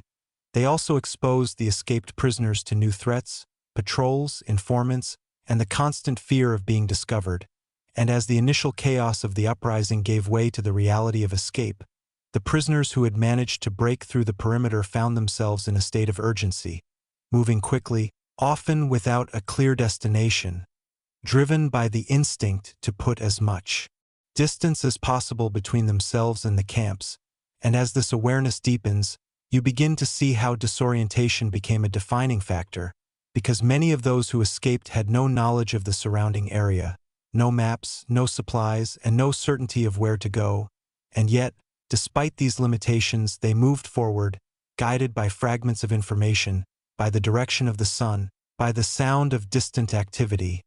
and by the hope, however fragile, that somewhere beyond the immediate danger lay the possibility of survival. And as you follow these movements, you begin to notice how the experience of escape varied widely, because while some individuals managed to find temporary refuge in the forests, others encountered immediate obstacles, injuries sustained during the breakout, exhaustion from months of forced labor, and the simple physical challenge of moving through unfamiliar terrain. And as the guards from the camps began to organize search parties, the urgency intensified, turning the surrounding landscape into a space of pursuit, where every sound, every movement, carried the risk of detection. And as you imagine this pursuit, the tension becomes almost constant, because the escaped prisoners were not simply hiding, they were being hunted, and this hunt was systematic, involving not only the guards from the camps, but also local forces and collaborators who were mobilized to track down those who had fled. And as this awareness settles in, the scale of the challenge becomes clear, because survival now depended not only on avoiding the immediate danger, but on navigating a network of threats that extended far beyond the camps themselves. And yet, within this environment, moments of unexpected humanity also emerged, because some local residents, at great personal risk, chose to provide assistance, offering food, shelter, or guidance to those who had escaped. And these acts, though rare and dangerous, became critical lifelines for some individuals, allowing them to survive long enough to move further away from the camps. And as you reflect on this, the story of escape becomes more complex, revealing a landscape where danger and possibility existed side by side, where every decision carried consequences, and where survival was never guaranteed, but always uncertain. And as the days passed, the initial surge of escape began to fragment into individual journeys, each shaped by circumstance, chance, and the ability to adapt. And as this realization deepens, the question begins to shift from how the prisoners escaped to how they managed to survive in a world that was still overwhelmingly hostile, and what it meant to carry the experience off the camps into that world. As the search for escaped prisoners intensified beyond Treblinka Extermination Camp and Sobibor Extermination Camp, the environment in which they were hiding became increasingly dangerous, because the initial chaos of the uprising had now been replaced by a coordinated effort to capture or eliminate those who had fled. And as you begin to imagine this phase, you might see how the forests that once offered concealment now became spaces of constant vigilance, where every sound could signal the approach of a patrol, where every movement had to be calculated, and where the line between safety and discovery was often thin and unpredictable. And as this awareness deepens, you begin to understand how survival required not only physical endurance, but also mental resilience, the ability to remain alert, to make decisions under pressure, and to adapt to changing conditions. And for many of those who escaped, this meant forming small groups, because while traveling alone reduced visibility, it also increased vulnerability, and within these groups, cooperation became essential as individuals shared resources, supported one another, and made collective decisions about where to go and how to avoid detection. And yet, even within these groups, challenges remained, because trust, though necessary, was not always easy to establish in an environment shaped by fear and uncertainty. And as you reflect on this, the complexity of survival becomes more apparent, because it was not simply a matter of escaping the camp, but of navigating a series of decisions that could determine life or death. And as the search efforts expanded, the role of local populations became increasingly significant, because in some areas, escaped prisoners encountered hostility, betrayal, or indifference, while in others, they found individuals willing to help despite the risks, and these interactions often determined the outcome of their journey, because access to food, shelter, and information could mean the difference between survival and capture. And as this awareness settles in, you begin to see how the history of escape extends beyond the camps themselves, becoming a broader narrative of survival within a hostile landscape, where the boundaries between safety and danger were constantly shifting. And as time passed, some of those who escaped managed to reach areas where they could remain hidden for longer periods, while others attempted to join partisan groups, seeking protection and a means of continuing resistance. And these paths, though different, shared a common thread: the determination to survive, to remain beyond the reach of the system that had sought to eliminate them. And as you consider this, the significance of their survival becomes even more profound, because each individual who managed to evade capture carried with them not only their own story, but also the knowledge of what had happened within the camps. And as this realization deepens, the narrative begins to move toward its next phase, one that will explore how the Nazi regime responded to these uprisings, how it attempted to reassert control, and how the existence of survivors would ultimately challenge the system's attempt to erase its own crimes. Chapter 5, Segment 3, Aftermath: The System Strikes Back. In the days and weeks following the uprisings at Sobibor Extermination Camp and Treblinka Extermination Camp, the Nazi system moved quickly to respond, not only to regain control, but to ensure that such acts of resistance would not happen again. And as you begin to imagine this phase, you might see how the initial shock of the uprisings gave way to a calculated reaction, one driven by the same principles that had shaped the camps themselves: efficiency, control, and the elimination of risk. And the first priority was to restore order, to reestablish authority within the camps, and to deal with the immediate consequences of the breakout.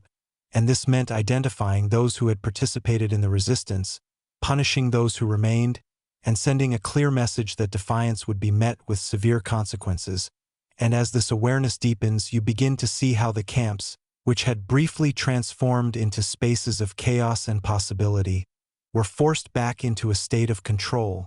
though never quite the same as before, because the memory of the uprising, the knowledge that resistance had occurred, could not be entirely erased. And yet, the response went beyond immediate punishment, because the uprisings exposed a fundamental weakness in the system: the fact that even in environments designed for total control, resistance was possible. And this realization led to a broader shift in strategy, particularly at Sobibor, where the decision was made to dismantle the camp entirely,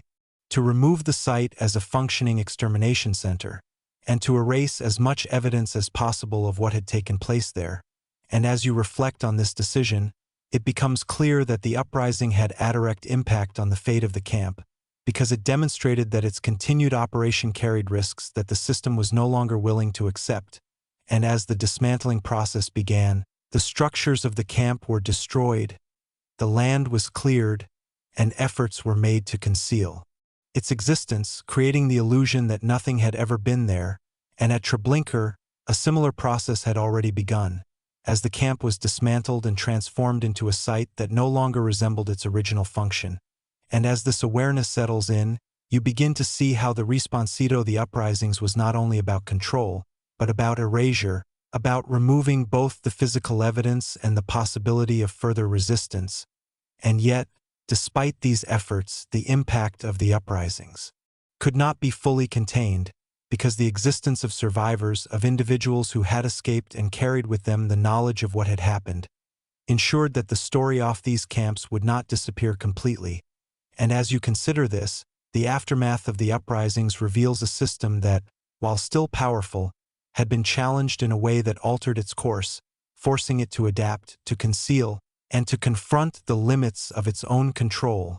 And as this realization deepens, the narrative begins to shift once again, from the immediate response of the system to the longer-term consequences of these events, and to the ways in which the existence of survivors would shape the understanding of Treblinka and Sobibor in the years to come. As the Nazi regime moved to suppress the consequences of the uprisings at Treblinka extermination camp and Sobibor extermination camp,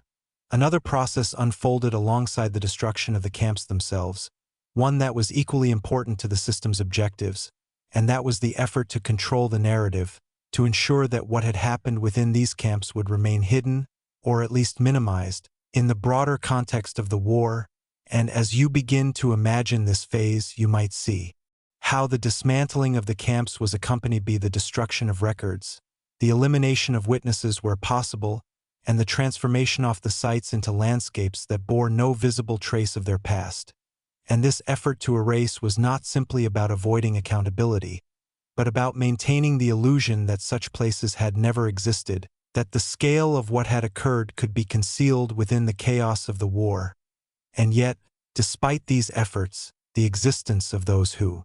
had escaped ensured that the truth could not be completely suppressed, because survivors carried with them not only their own experiences, but also the memory of the camps, the knowledge of how they operated, and the ability to bear witness to what had taken place. And as this awareness deepens, you begin to see how the role of these survivors became critical, because they represented a direct challenge to the system's attempt at erasure, providing accounts that would later be used to reconstruct the history of these camps and to understand the mechanisms of Operation Reinhard. And as you reflect on this, the significance of survival takes on a broader meaning, because it was not only about escaping death, but about preserving the truth, about ensuring that the events within Treblinka and Sobibor would not be lost or forgotten. And as time passed and the war continued, these testimonies began to reach the outside world, contributing to a growing awareness of the existence of extermination camps and the scale of the atrocities being committed. And while this awareness did not immediately stop the system, it laid the groundwork for what would come after: the investigation, the documentation, and the eventual reckoning that would take place in the post-war period. And as you consider this progression, the aftermath of the uprisings reveals a complex interplay between destruction and memory, between the system's attempt to erase and the survivors' ability to preserve. And as this realization settles in, the story begins to move toward its next phase, one that will explore how the end of the war and the discovery of these camps brought their existence into the global consciousness, and how the legacy of Treblinka and Sobibor would continue to shape the understanding of one of history's darkest chapters. Chapter 6, Segment 1: Erasing the Evidence, the Disappearance of the Camps. As the system behind Treblinka extermination camp and Sobibor extermination camp began to confront the consequences of its own actions, particularly after the uprisings and the growing awareness that such places could no longer remain completely hidden, a new phase emerged, one that was as calculated and deliberate as the creation of the camps themselves, and that was the systematic effort to erase them, to remove not only their physical structures, but also the evidence of what had taken place within them. And as you begin to imagine this process, you might see how the camps, once active centers of extermination, were transformed into sites of destruction and concealment, where buildings were dismantled, materials were repurposed or destroyed, and the landscape itself was altered to remove any trace of their existence. And at Treblinka, this transformation was particularly extensive, because by the time the decision was made to dismantle the camp, it had already become one of the most lethal sites within Operation Reinhard, and the sheer scale of what had occurred there made the task of concealment both urgent and complex. And as you follow this process, you begin to see how it unfolded in stages, beginning with the removal of structures, the gas chambers, barracks, and other facilities that defined the camp's layout were dismantled piece by piece, leaving behind an increasingly empty space. And as this physical dismantling continued, attention turned to the ground itself, where burial pits had been used to dispose of bodies, and these sites became the focus of a second phase of erasure, one that involved the exhumation and burning of remains, reducing them to ash that could be scattered or buried, further diminishing the possibility of discovery. And as this awareness deepens, you begin to understand how the process of erasure was not simply about removing visible evidence, but about altering the landscape in a way that would make it difficult, if not impossible, to reconstruct what had happened. And at Sobibor, a similar process unfolded, though shaped by the specific circumstances of the camp, as the decision to dismantle it followed directly from the uprising. And as the structures were removed and the land cleared, efforts were made to disguise the site, to plant vegetation, to create the appearance of an ordinary landscape, one that would not attract attention or raise questions. And as you reflect on this, the intention behind these actions becomes clear, because the goal was not only to end the operation of the camps, but to eliminate their existence from the physical world, to create a void where they had once stood. And as this realization settles in, you begin to see how the system extended beyond the act of extermination, encompassing also the deliberate removal of evidence, the attempt to control not only what happened, but what could be known about what had happened. And as you continue to follow this process, the camps themselves begin to fade, not only in a physical sense, but in a symbolic one, becoming less visible, less tangible. And yet, beneath that disappearance, the reality of what had taken place remained, embedded in the ground, in the memories of survivors, and in the fragments of evidence that could not be entirely erased. And as this awareness deepens, the question begins to emerge: how successful was this effort to erase the camps, and what remained after the process was complete? Despite the thoroughness of the efforts to erase Sobibor extermination camp and Treblinka extermination camp, the process was never entirely complete, because while structures could be dismantled and landscapes altered, the reality of what had occurred within these sites could not be fully removed. And as you begin to consider this, you might see how the remnants of the camps persisted in subtle ways: traces in the soil, fragments of materials, and most importantly, in the memories of those who had survived. And these remnants would become crucial in the years that followed, as investigators, historians, and survivors themselves sought to reconstruct the history of these camps and to understand the scale of what had taken place. And as this awareness deepens, you begin to see how the failure of complete erasure was not due to a lack of effort, but the inherent limitations of such a task, because the camps had been part of a larger system, one that involved transportation networks, administrative records, and human witnesses. And while some of these elements could be destroyed, others remained, creating a network of evidence that could be pieced together over time. And as you reflect on this, the role of survivors becomes even more significant, because their testimonies provided details that could not be recovered from the physical site alone, descriptions of the layout, the routines, the events that had taken place. And these accounts, though often fragmented and shaped by the trauma of experience, became essential in revealing the truth. And as time passed and the war drew to a close, the sites of Treblinka and Sobibor, though altered, began to attract attention, as the broader scope of the Holocaust became known. And as investigators arrived, they were faced with landscapes that had been deliberately transformed, yet still held clues, subtle indications of what had once existed. And as you imagine this process, the act of uncovering becomes a form of resistance in itself, a way of challenging the system's attempt at erasure, of bringing into the open what had been hidden. And as this awareness settles in, you begin to see how the disappearance of the camps was not the end of their story, but a transition into a different phase, one where memory, evidence, and testimony would play a central role in shaping how these events were understood. And as this realization deepens, the narrative moves forward, toward the moment when the war ends, and the full extent of what had taken place within these camps begins to be revealed to the world, transforming them from hidden sites of extermination into symbols of one of history's darkest chapters. Chapter 6, Segment 2. The War Ends, Discovery and Revelation. As the Second World War moved toward its final stages and the grip of Nazi control over Europe began to weaken, a shift occurred that would fundamentally change how the hidden realities of Treblinka extermination camp and Sobibor extermination camp were understood. Because although these camps had already been dismantled and their physical presence largely erased, The end of the war brought with it a new phase, one defined by discovery, investigation, and the gradual unveiling of what had been concealed. And as you begin to imagine this moment, you might see how the advancing Allied forces, moving through territories that had once been under Nazi control, encountered not only the remnants of concentration camps, but also the absence of places like Treblinka and Sobibor,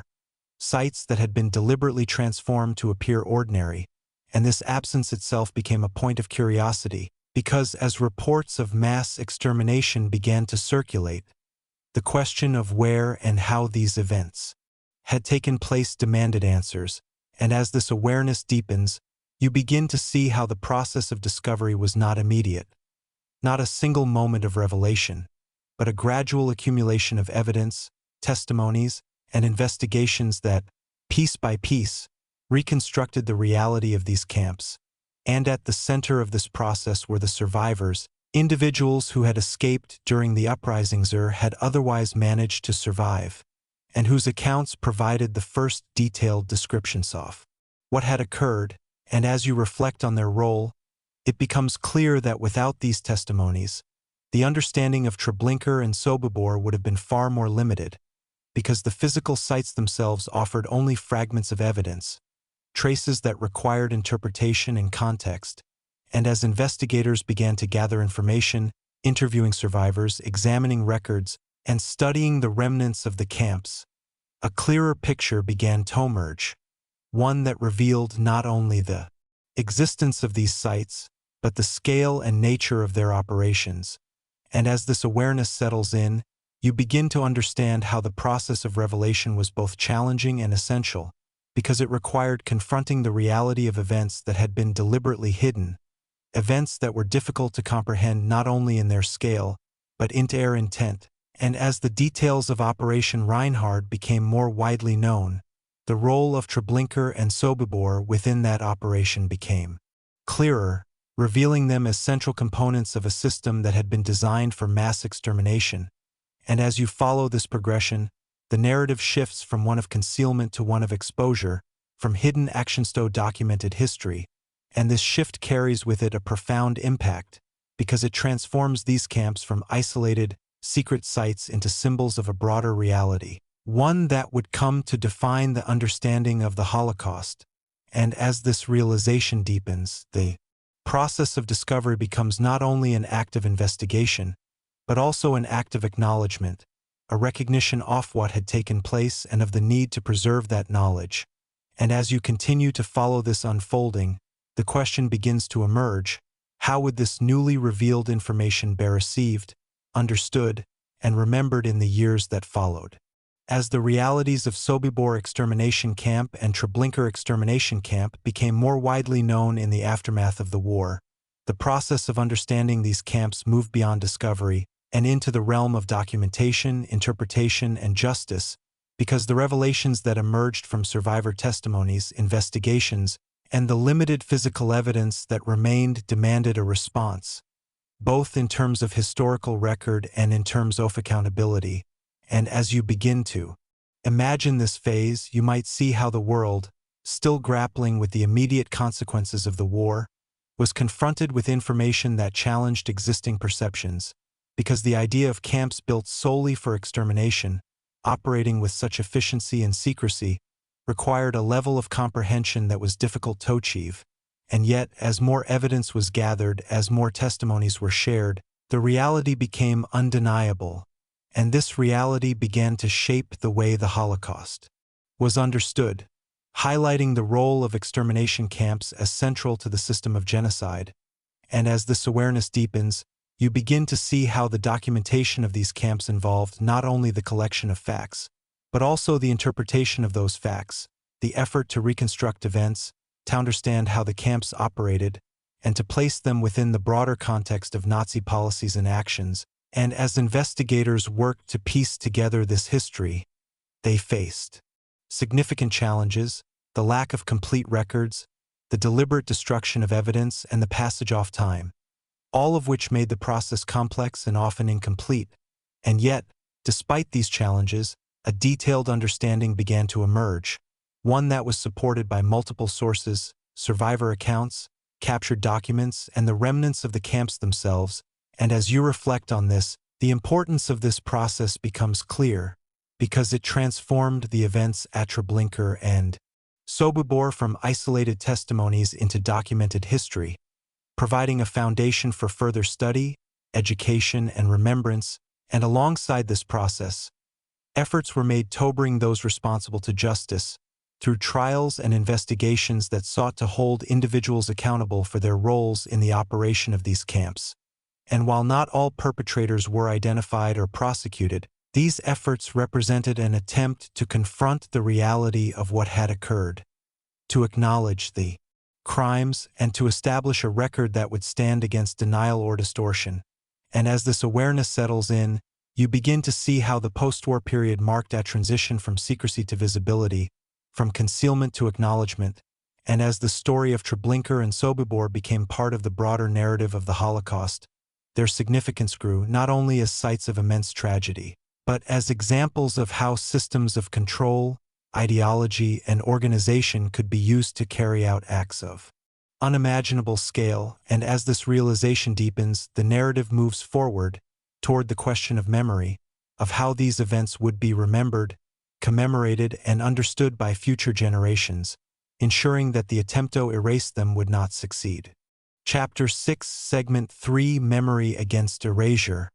Preserving the Truth. In the years following the end of the war, as the physical remnants of Treblinka extermination camp and Sobibor extermination camp had already been largely erased from the landscape,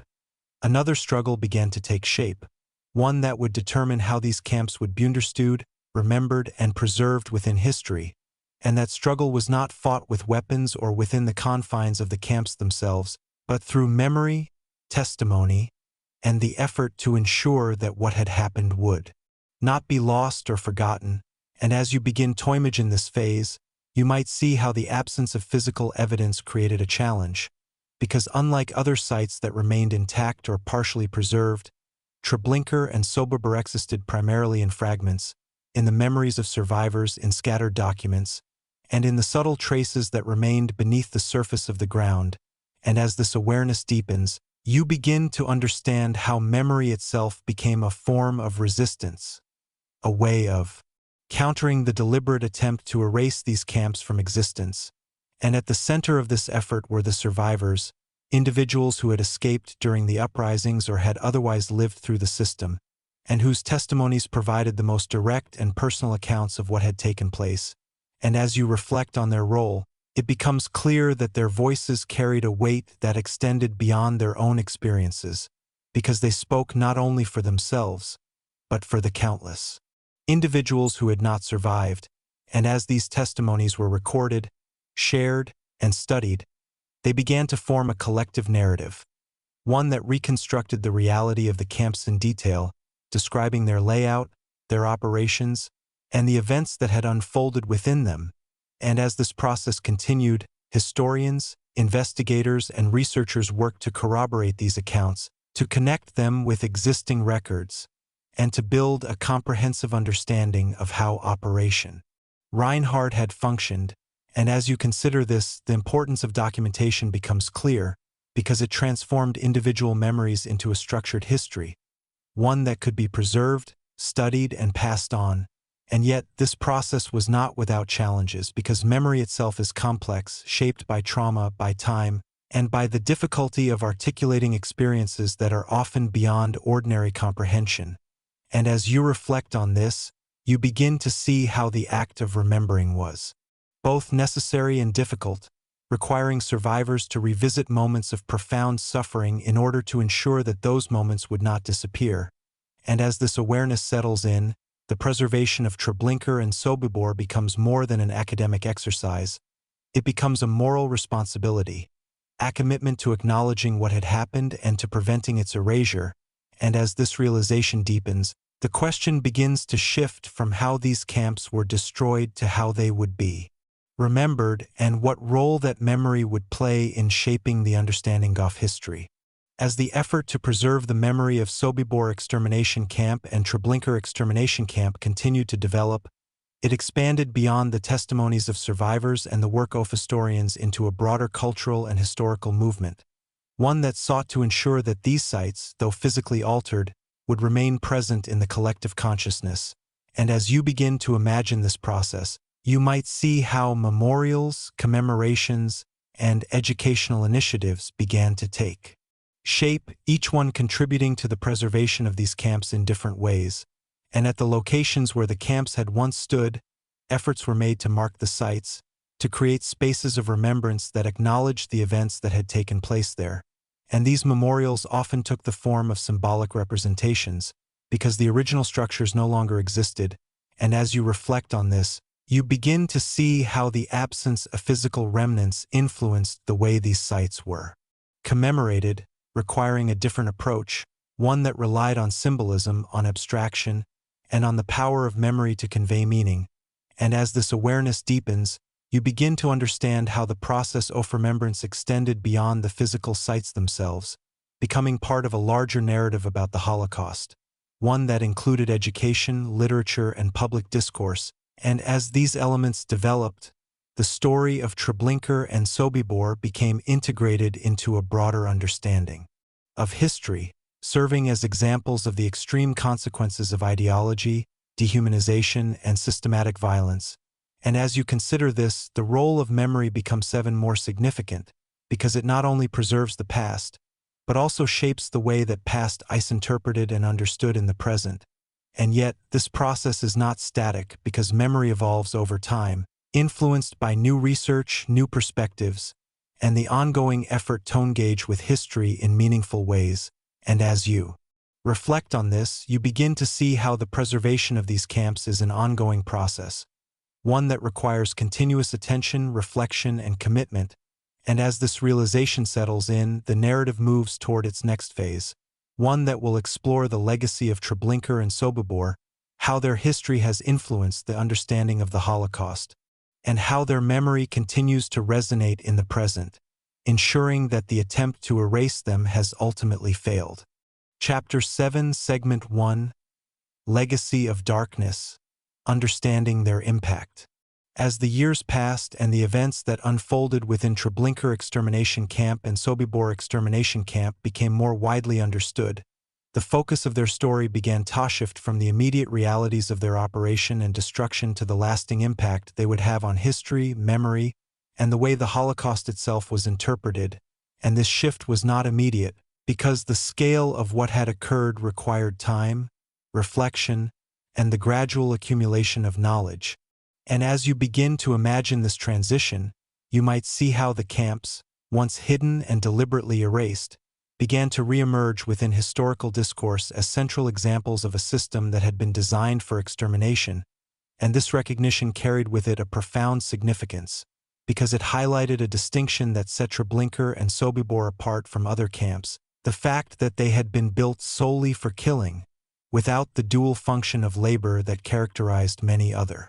sites. And as this awareness deepens, you begin to see how this distinction influenced the way these camps were understood, because it revealed the extent to which the Nazi regime had developed methods of mass extermination that were both systematic and specialized.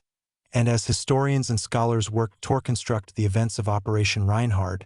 the role of these camps became increasingly clear, not as peripheral elements, but as central components of a coordinated effort to eliminate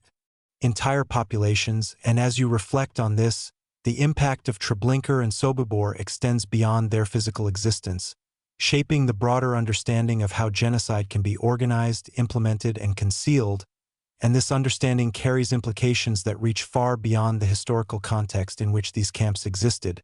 because it raises questions about the nature of systems, about the ways in which structures of power can be used to carry out extreme actions, and about the conditions that allow such systems to develop and operate. And as this awareness settles in, you begin to see how the legacy of these camps is not confined to the past, but continues to influence the present, informing discussions about human rights, accountability, and the importance of recognizing and preventing similar patterns of behavior. And as you continue to follow this progression, the narrative of Treblinka and Sobibor becomes part of a larger story, one that connects individual events to broader themes, and as this realization deepens, the question begins to shift from what happened within these camps to what their existence means for the understanding of history as a whole. As the legacy of Sobibor extermination camp and Treblinka extermination camp continued to evolve, their significance became increasingly tied to the concept of remembrance, not only as a way of honoring those who had been killed,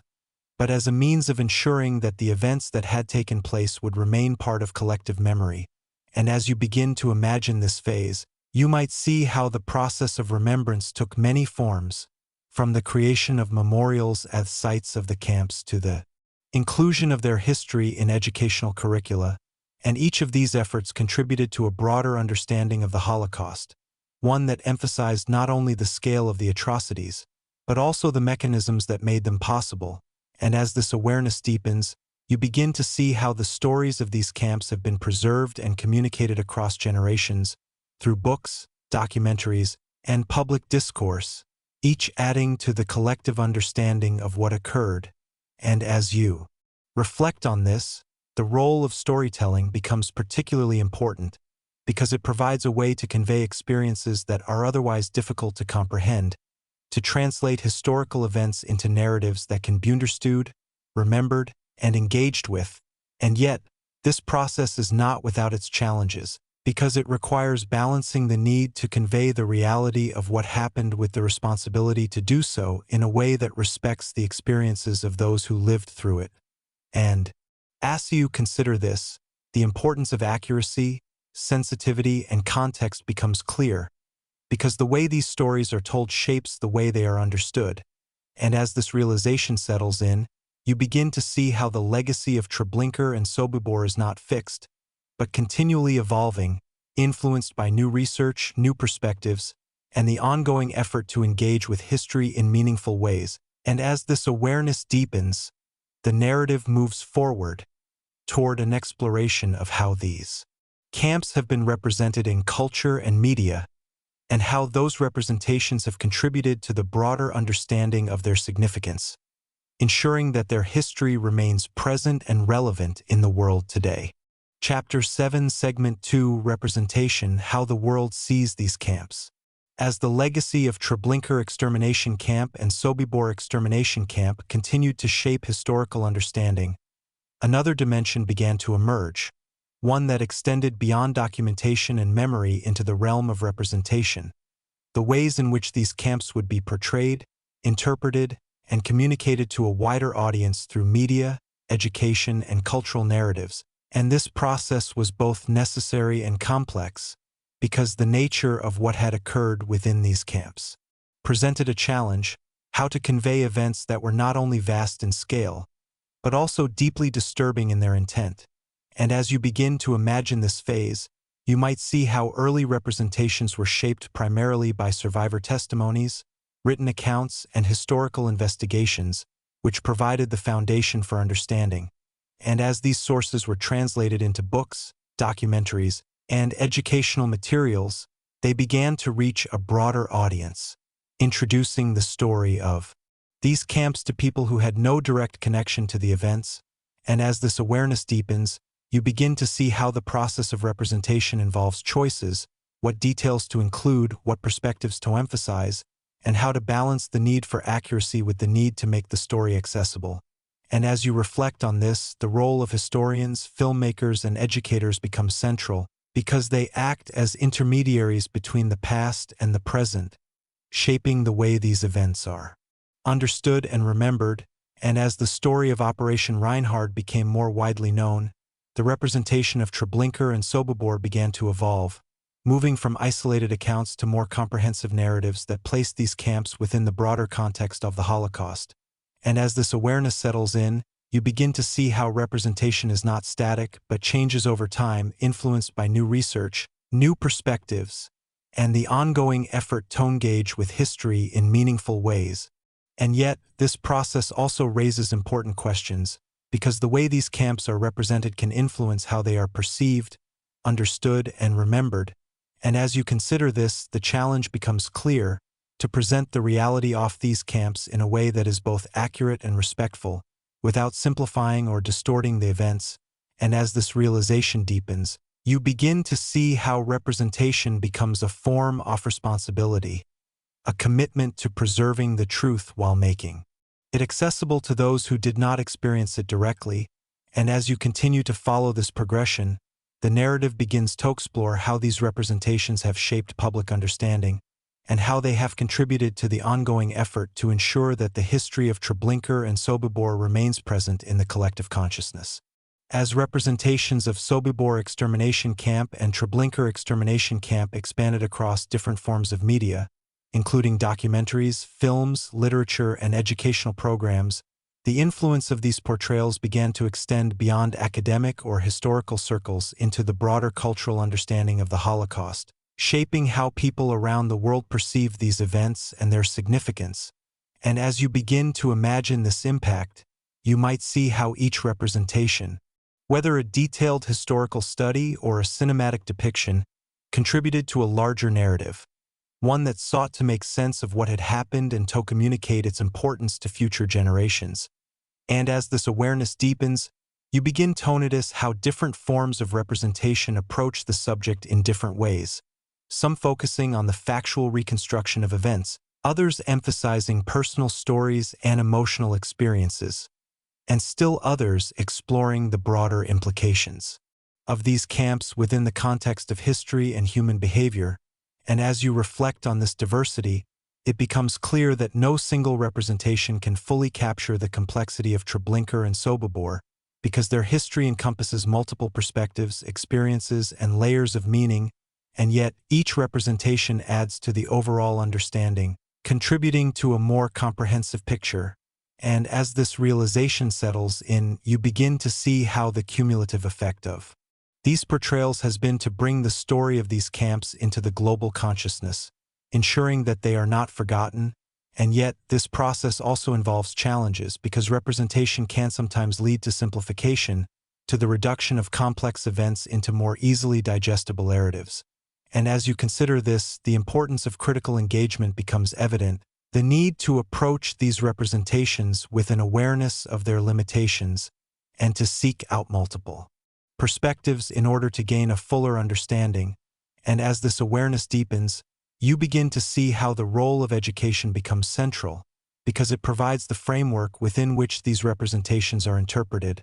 helping to contextualize them and to connect them with the broader history of the Holocaust. And as you continue to follow this progression, the narrative moves toward an exploration of how the legacy of these camps continues to influence contemporary discussions about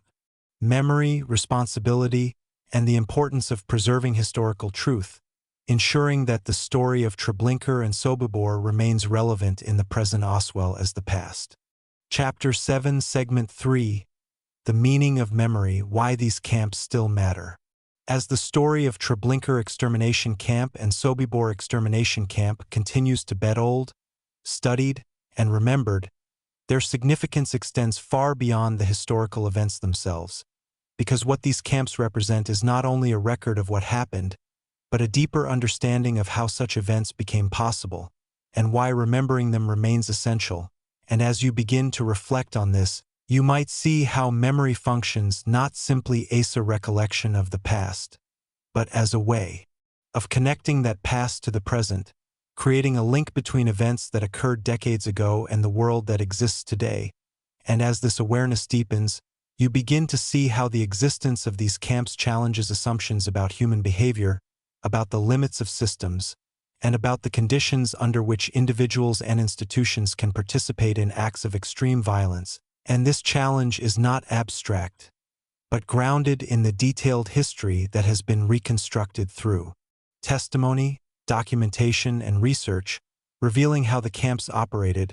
how they were sustained, and how they were eventually dismantled. And as you consider this, the importance of memory becomes clear, because without it,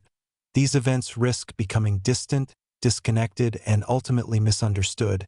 And as this realization settles in, you begin to see how the act of remembering is itself a form of responsibility, a commitment to acknowledging what occurred and to ensuring that it remains part of the collective understanding. And this responsibility is shared across generations, because those who experience these events directly are no longer able to convey their stories indefinitely. and so the task of preservation falls to others, historians, educators, and individuals who engage with this history. And as you reflect on this, the role of education becomes particularly significant because it provides the framework through which these events are understood, contextualized, and connected to broader themes. And as this awareness deepens, you begin to see how the story of Treblinka and Sobibor contributes to discussions about ethics, responsibility, and the importance of recognizing patterns that can lead to similar outcomes. And as you continue to follow this line of thought, the camps take on a symbolic dimension, representing not only specific events, but also broader concepts related to the potential for systems to be used in harmful ways. And as this realization settles in, the question becomes not only what happened, but what can be learned from what happened, and how those lessons can be applied in ways that contribute to a more informed and aware society. As the meaning of memory surrounding Sobibor extermination camp and Treblinka extermination camp continues to evolve, it becomes increasingly clear that their relevance is not confined to historical study alone, but extends into ongoing discussions about how societies understand and respond to the past. And as you begin to consider this, you might see how memory operates on multiple levels: personal, collective, and institutional, each contributing to the way these events are preserved and interpreted. And as this awareness deepens, you begin to notice how collective memory is shaped not only by historical facts, but by the ways in which those facts are communicated through education, media, and public discourse. And as you reflect on this, the importance of maintaining accuracy and context becomes evident, because the way these events are remembered influences how they are understood, and how they are understood influences how they are applied to contemporary issues. And as this realization settles in, you begin to see how the history of these camps intersects with broader themes related to human rights, accountability, and the prevention of violence, because it provides a detailed example of how systems can be used to carry out harmful actions when certain conditions are present. And as you consider this, the role of remembrance takes on an active dimension, not simply preserving the past, but engaging with it in a way that informs present and future decisions. And as this awareness deepens, you begin to see how the continued study and discussion of Treblinka and Sobibor contribute to a larger effort to understand the mechanisms of genocide, to identify warning signs, and to develop strategies for prevention. And as you reflect on this, the significance of these camps becomes even more pronounced, because they serve as both historical records and points of reference for ongoing discussions about ethics and responsibility. And as this realization settles in, the narrative moves toward its next phase, one that will explore how these lessons are applied, how memory is translated into action, and how the legacy of Treblinka and Sobibor continues to influence the way the past is connected to the present, ensuring that their history remains not only remembered, but understood in ways that contribute to a broader awareness of the complexities of human behavior and the importance of vigilance in the face of systems that can lead to harm. Chapter 8, Segment 1: Echoes Through Time. Lessons from the Camps. As the story of Treblinka extermination camp and Sobibor extermination camp continues to resonate across generations,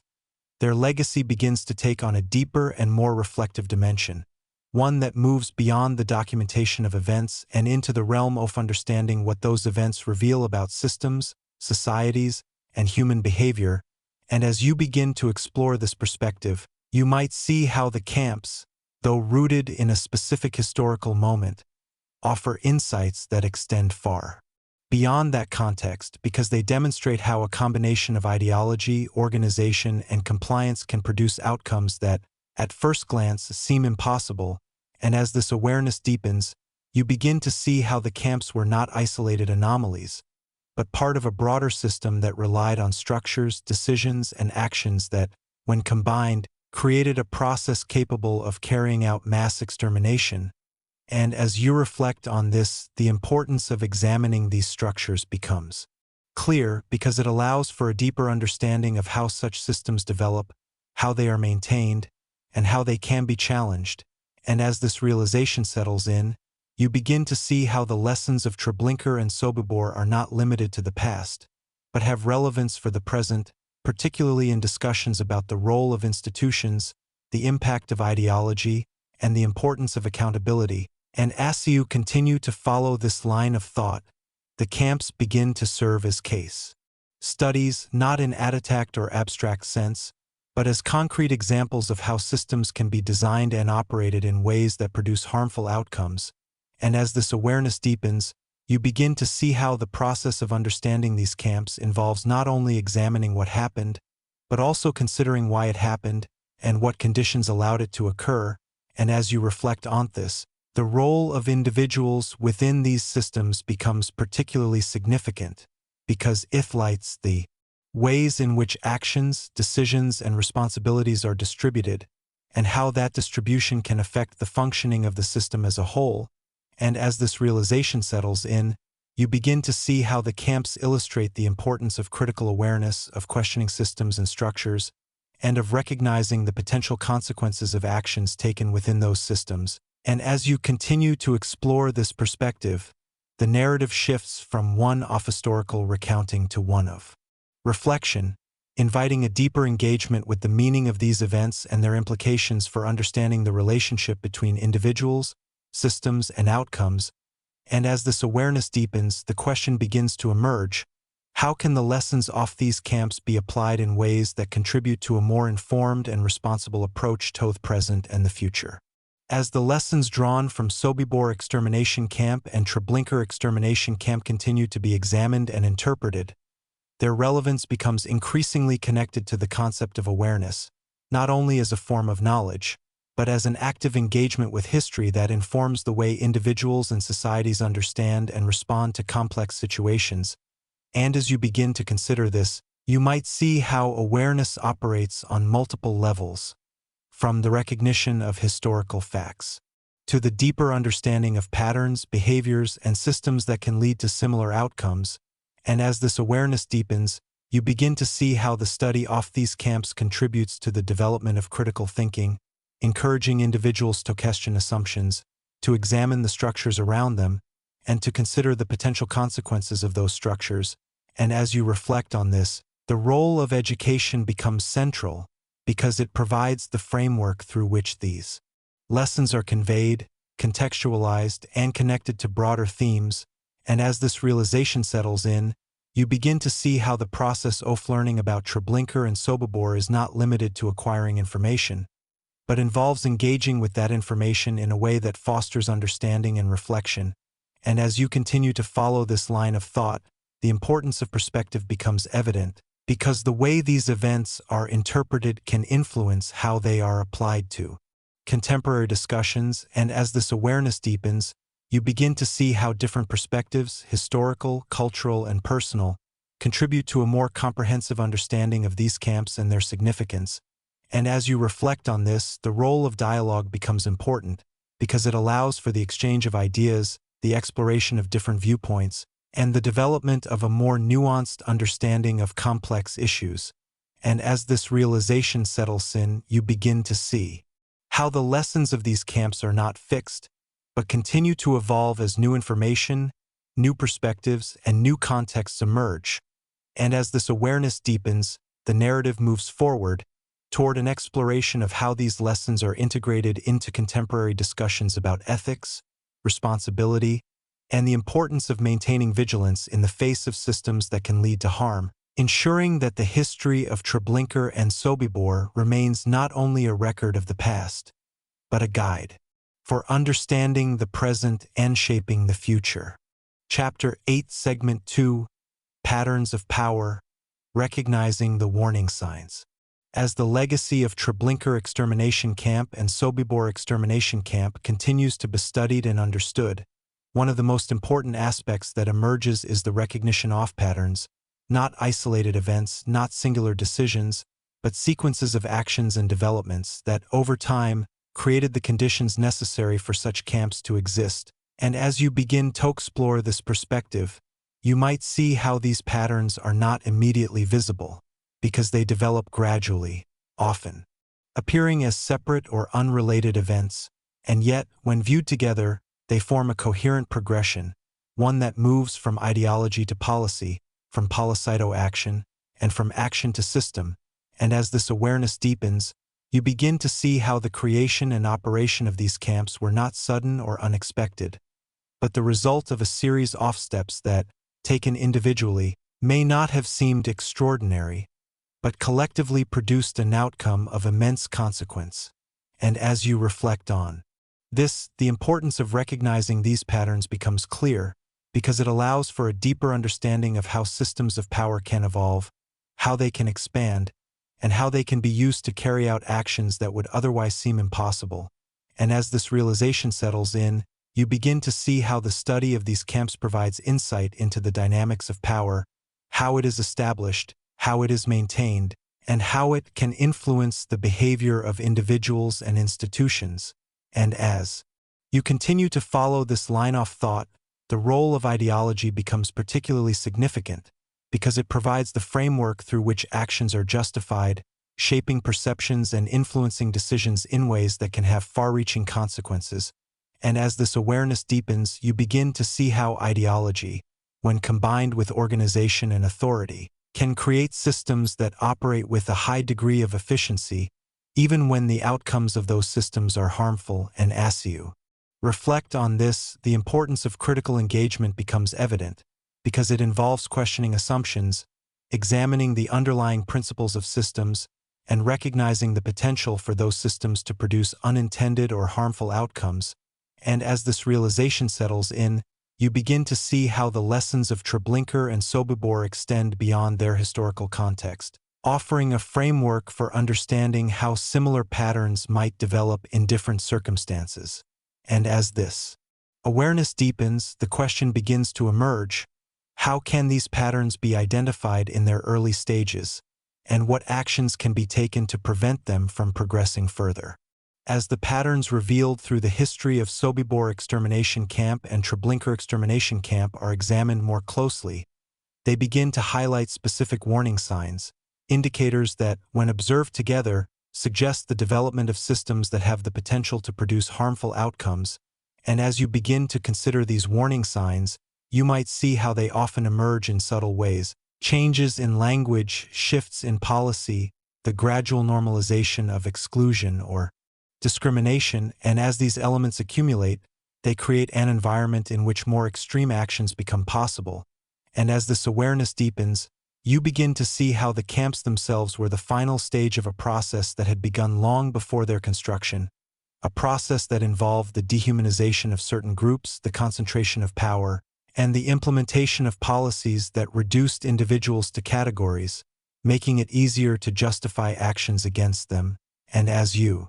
reflect on this, the importance of recognizing these early stages becomes clear, because it allows for the possibility of intervention before the system reaches a point where it becomes difficult to challenge. And as this realization settles in, you begin to see how the study of these camps contributes to a broader understanding of prevention, not as a reactive process but as a proactive one involving awareness, engagement, and the willingness to address issues as they arise. And as you continue to follow this line of thought, the role of individuals becomes particularly significant, because it highlights the ways in which personal choices, actions, and responsibilities can influence the development of systems. And as this awareness deepens, you begin to see how the lessons of Treblinka and Sobibor emphasize the importance of accountability, both at the individual and institutional levels. And as you reflect on this, the concept of vigilance becomes central, because it involves maintaining an awareness of the systems and structures that shape society, and being prepared to question and challenge those systems when necessary. And as this realization settles in, you begin to see how the legacy of these camps is not only about understanding the past, but about applying that understanding in ways that contribute to a more informed and responsible approach to the present, ensuring that the patterns that led to their existence are recognized and addressed before they can produce similar outcomes. And as this awareness deepens, the narrative moves toward its next phase, one that will explore how these lessons are translated into action, and how the understanding of these patterns influences efforts to promote awareness, accountability, and the prevention of harm in a broader context. Chapter 8, Segment 3: From Memory to Meaning, Turning History into Awareness. As the lessons drawn from Treblinka Extermination Camp and Sobibor Extermination Camp continue to evolve, a deeper question begins to take shape, one that moves beyond understanding and into application: how the memory of these camps can be transformed into meaningful awareness, and how that awareness can influence the way individuals and societies engage with the present. And as you begin to explore this perspective, you might see how memory itself is not static, not a fixed record of the past, but a dynamic process that changes over time, shaped by new information, new interpretations, and the ways in which it is communicated. And as this awareness deepens, you begin to see how the transition from memory to meaning involves more than simply preserving historical facts. It requires engagement, reflection, and the ability to connect those facts to broader themes and contemporary issues. And as you reflect on this, the role of education becomes central because it provides the framework through which these connections are made, allowing individuals to move beyond passive knowledge and toward active understanding. And as this realization settles in, you begin to see how the study of these camps can foster critical thinking, encouraging individuals to question systems, to examine the structures around them, and to consider the potential consequences of those structures. And as you continue to follow this line of thought, the importance of context becomes evident, because understanding the events at Treblinka and Sobibor requires not only knowledge of what happened, but also an awareness of the conditions that allowed those events to occur. And as this awareness deepens, you begin to see how the process of turning memory into meaning involves connecting the specific details of these camps to broader concepts related to power, ideology, and human behavior. And as you reflect on this, the significance of this transformation becomes clear, because it allows the history of these camps to serve as more than a record of the past, becoming instead a source of insight that can inform present and future decisions. And as this realization settles in, you begin to see how awareness itself becomes a form of engagement, a way of interacting with history that goes beyond observation and into interpretation. And as you continue to explore this perspective, the narrative shifts from one of reflection to one of application, inviting a deeper consideration of how the lessons of these camps can be integrated into everyday understanding. And as this awareness deepens, the question begins to emerge: what does it mean to truly understand these events? And how can that understanding be used in ways that contribute to a more informed and responsible approach to the world? As the process of transforming memory into meaningful awareness continues, the legacy of Sobibor Extermination Camp and Treblinka Extermination Camp begins to take on a more active role in shaping how individuals and societies respond to complex challenges. Because the insights gained from studying these camps are not limited to historical understanding, but extend into the ways in which people think about responsibility, decision-making, and the impact of systems on human lives. And as you begin to consider this, you might see how awareness, when fully developed, becomes a tool for analysis, allowing individuals to identify patterns, to recognize potential risks, and to engage with situations in a more thoughtful and informed manner. And as this awareness deepens, you begin to see how the lessons of these camps emphasize the importance of critical reflection, the ability to examine not only external systems, but also one's own assumptions, beliefs, and actions. And as you reflect on this, the concept of responsibility becomes more nuanced, because it involves understanding the ways in which individual actions contribute to larger systems, and recognizing the potential impact of those actions. And as this realization settles in, you begin to see how the study of Treblinka and Sobibor can encourage a more proactive approach to engagement, one that involves questioning, dialogue, and the willingness to address issues before they develop into larger problems. And as you continue to follow this line of thought, the importance of communication becomes evident, because it allows for the sharing of knowledge, the exchange of ideas, and the development of a collective understanding that can inform decision-making at both individual and societal levels. And as this awareness deepens, you begin to see how the legacy of these camps contributes to ongoing discussions about ethics, human rights, and the importance of maintaining awareness in the face-off systems that can lead to harm. And as you reflect on this, the process of turning memory into meaning becomes an ongoing journey, one that requires continuous engagement, reflection, and adaptation, and as this realization settles in, the narrative moves toward its next phase, one that will explore how these lessons are carried forward, how they influence contemporary perspectives, and how the story of Treblinka and Sobibor continues to shape the way the past is connected to the present, ensuring that their history remains not only remembered, but actively understood and applied. Chapter 9, Segment 1, Echoes of Accountability, Justice After Silence. As the world moved further away from the events that unfolded within Treblinka Extermination Camp and Sobibor Extermination Camp, another dimension of their legacy began to take shape,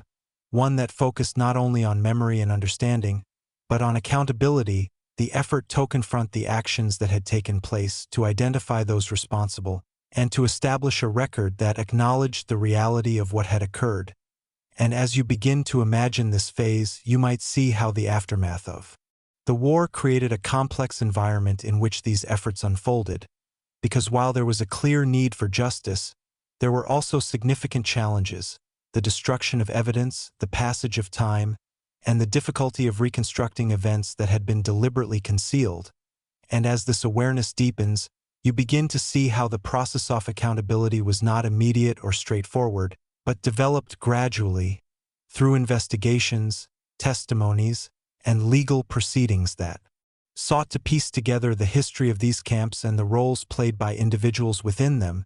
And as you reflect on this, the importance of documentation becomes clear, because it provided the foundation for these efforts, allowing investigators to connect actions to individuals and to build cases that could be presented in court. And as this realization settles in, you begin to see how the trials that followed the war represented not only a legal process, but also a form of historical reconstruction, a way of bringing into the open what had been hidden, and of establishing a narrative that could be examined, questioned, and understood. And as you continue to follow this progression, the role of survivors becomes particularly significant, because their testimonies provided critical evidence, first-hand accounts that could corroborate other sources and provide insight into the functioning of the camps. And as this awareness deepens, you begin to see how these testimonies carried a dual purpose, contributing both to the pursuit of justice and to the preservation of memory, ensuring that the events at Treblinka and Sobibor would not be forgotten or denied.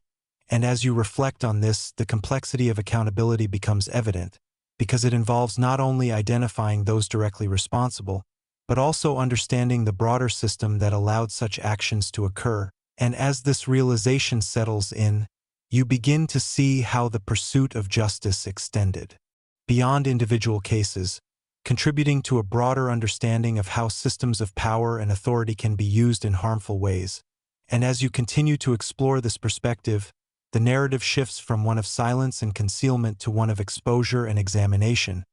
revealing how the process of accountability brought the story of these camps into a different kind of light, one that emphasized responsibility, consequences, and the importance of confronting the past. And as this awareness deepens, the question begins to emerge: how effective were these efforts, and what impact did they have on the understanding of these events and their place in history?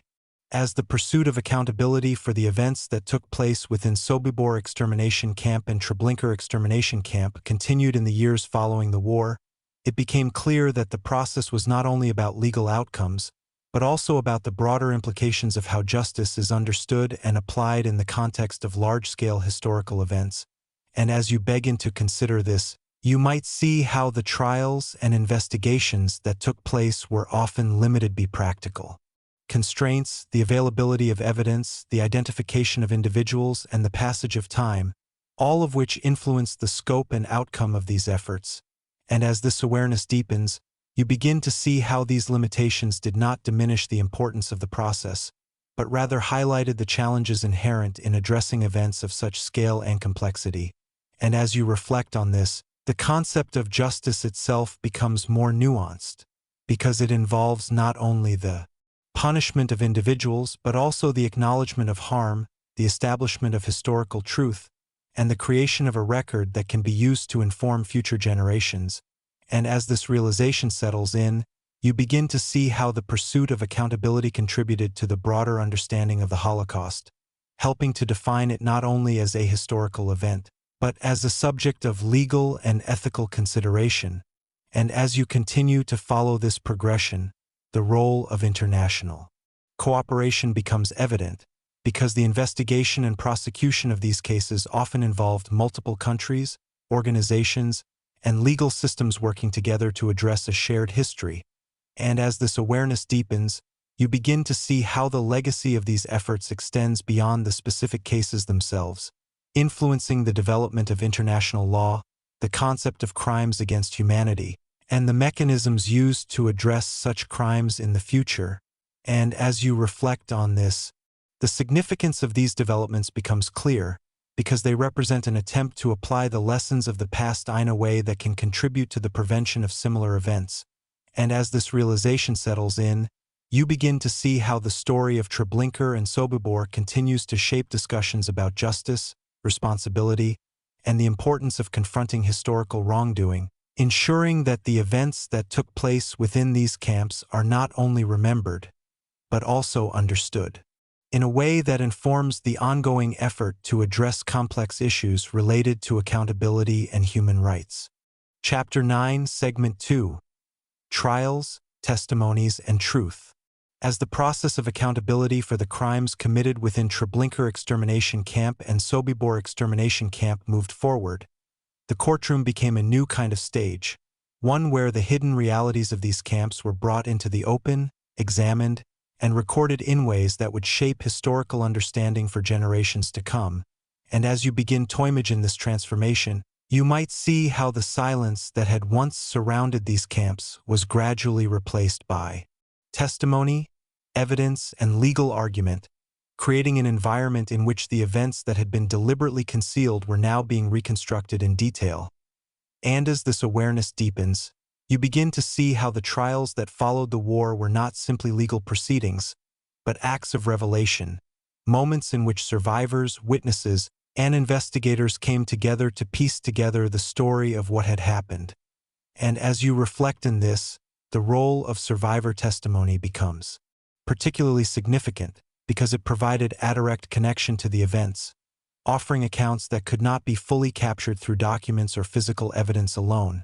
And as survivors spoke about their experiences, describing the layout of the camps, the routines, the processes, and the moments of resistance and survival, their words transformed the abstract idea of extermination into a series of concrete, human experiences. And as this realization settles in, you begin to see how these testimonies carried a weight that extended beyond the courtroom, contributing to the broader understanding of the Holocaust and shaping the way these events would be remembered.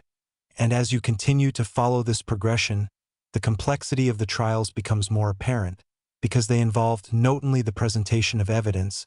but also the interpretation of that evidence, the effort to establish responsibility, and the challenge of connecting individual actions to the broader system in which they occurred. And as this awareness deepens, you begin to see how the legal process required a careful balance between the need for precision and the recognition of the broader context. And as you reflect on this, the trials themselves become a form of documentation, creating records that would later be used by historians, educators, and researchers to understand the operation of these camps. And as this realization settles in, you begin to see how the pursuit of truth within the courtroom contributed to the preservation of memory, ensuring that the events at Treblinka and Sobibor were not only acknowledged, but examined in a way that allowed for a deeper and more comprehensive understanding. And as you continue to explore this perspective, the narrative shifts from the immediate goal of justice to the longer-term impact of these trials, and how they influenced the way these camps were understood within the broader historical and cultural context. As the trials and testimonies related to Sobibor extermination camp and Treblinka extermination camp continued to unfold, their impact began to extend beyond the courtroom into the wider world, shaping not only legal outcomes but also public awareness, historical research, and the collective understanding of the Holocaust. And as you begin to consider this broader influence, you might see how the information presented during these trials was disseminated through media, publications, and educational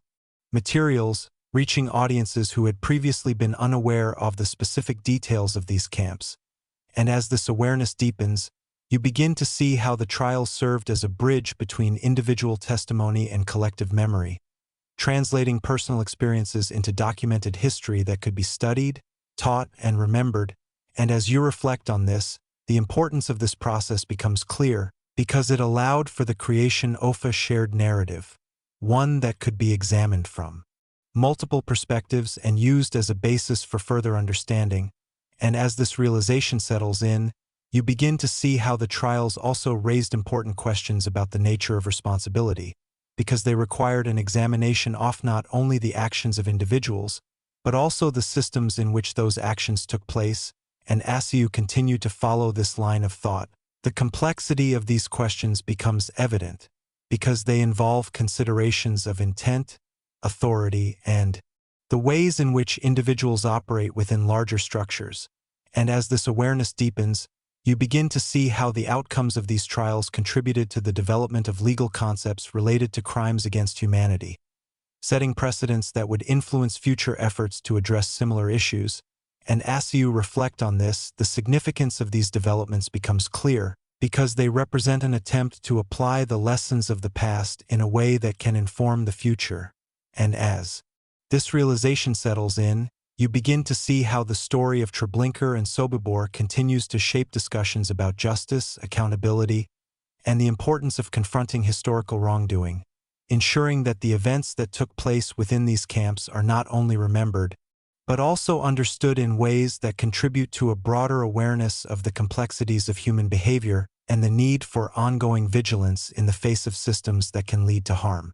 Chapter 9, Segment 3, Justice, Limits, and the Weight of History. As the final phases of accountability unfolded in the years after the war, the story of Treblinka Extermination Camp and Sobibor Extermination Camp entered a complex and often uncomfortable space, one where the pursuit of justice met the limits of what justice could realistically achieve. And as you begin to reflect on this, you might see how the expectation that every individual responsible for the operation of these camps could be identified, prosecuted, and held accountable was difficult to fulfill, not because the crimes were unclear,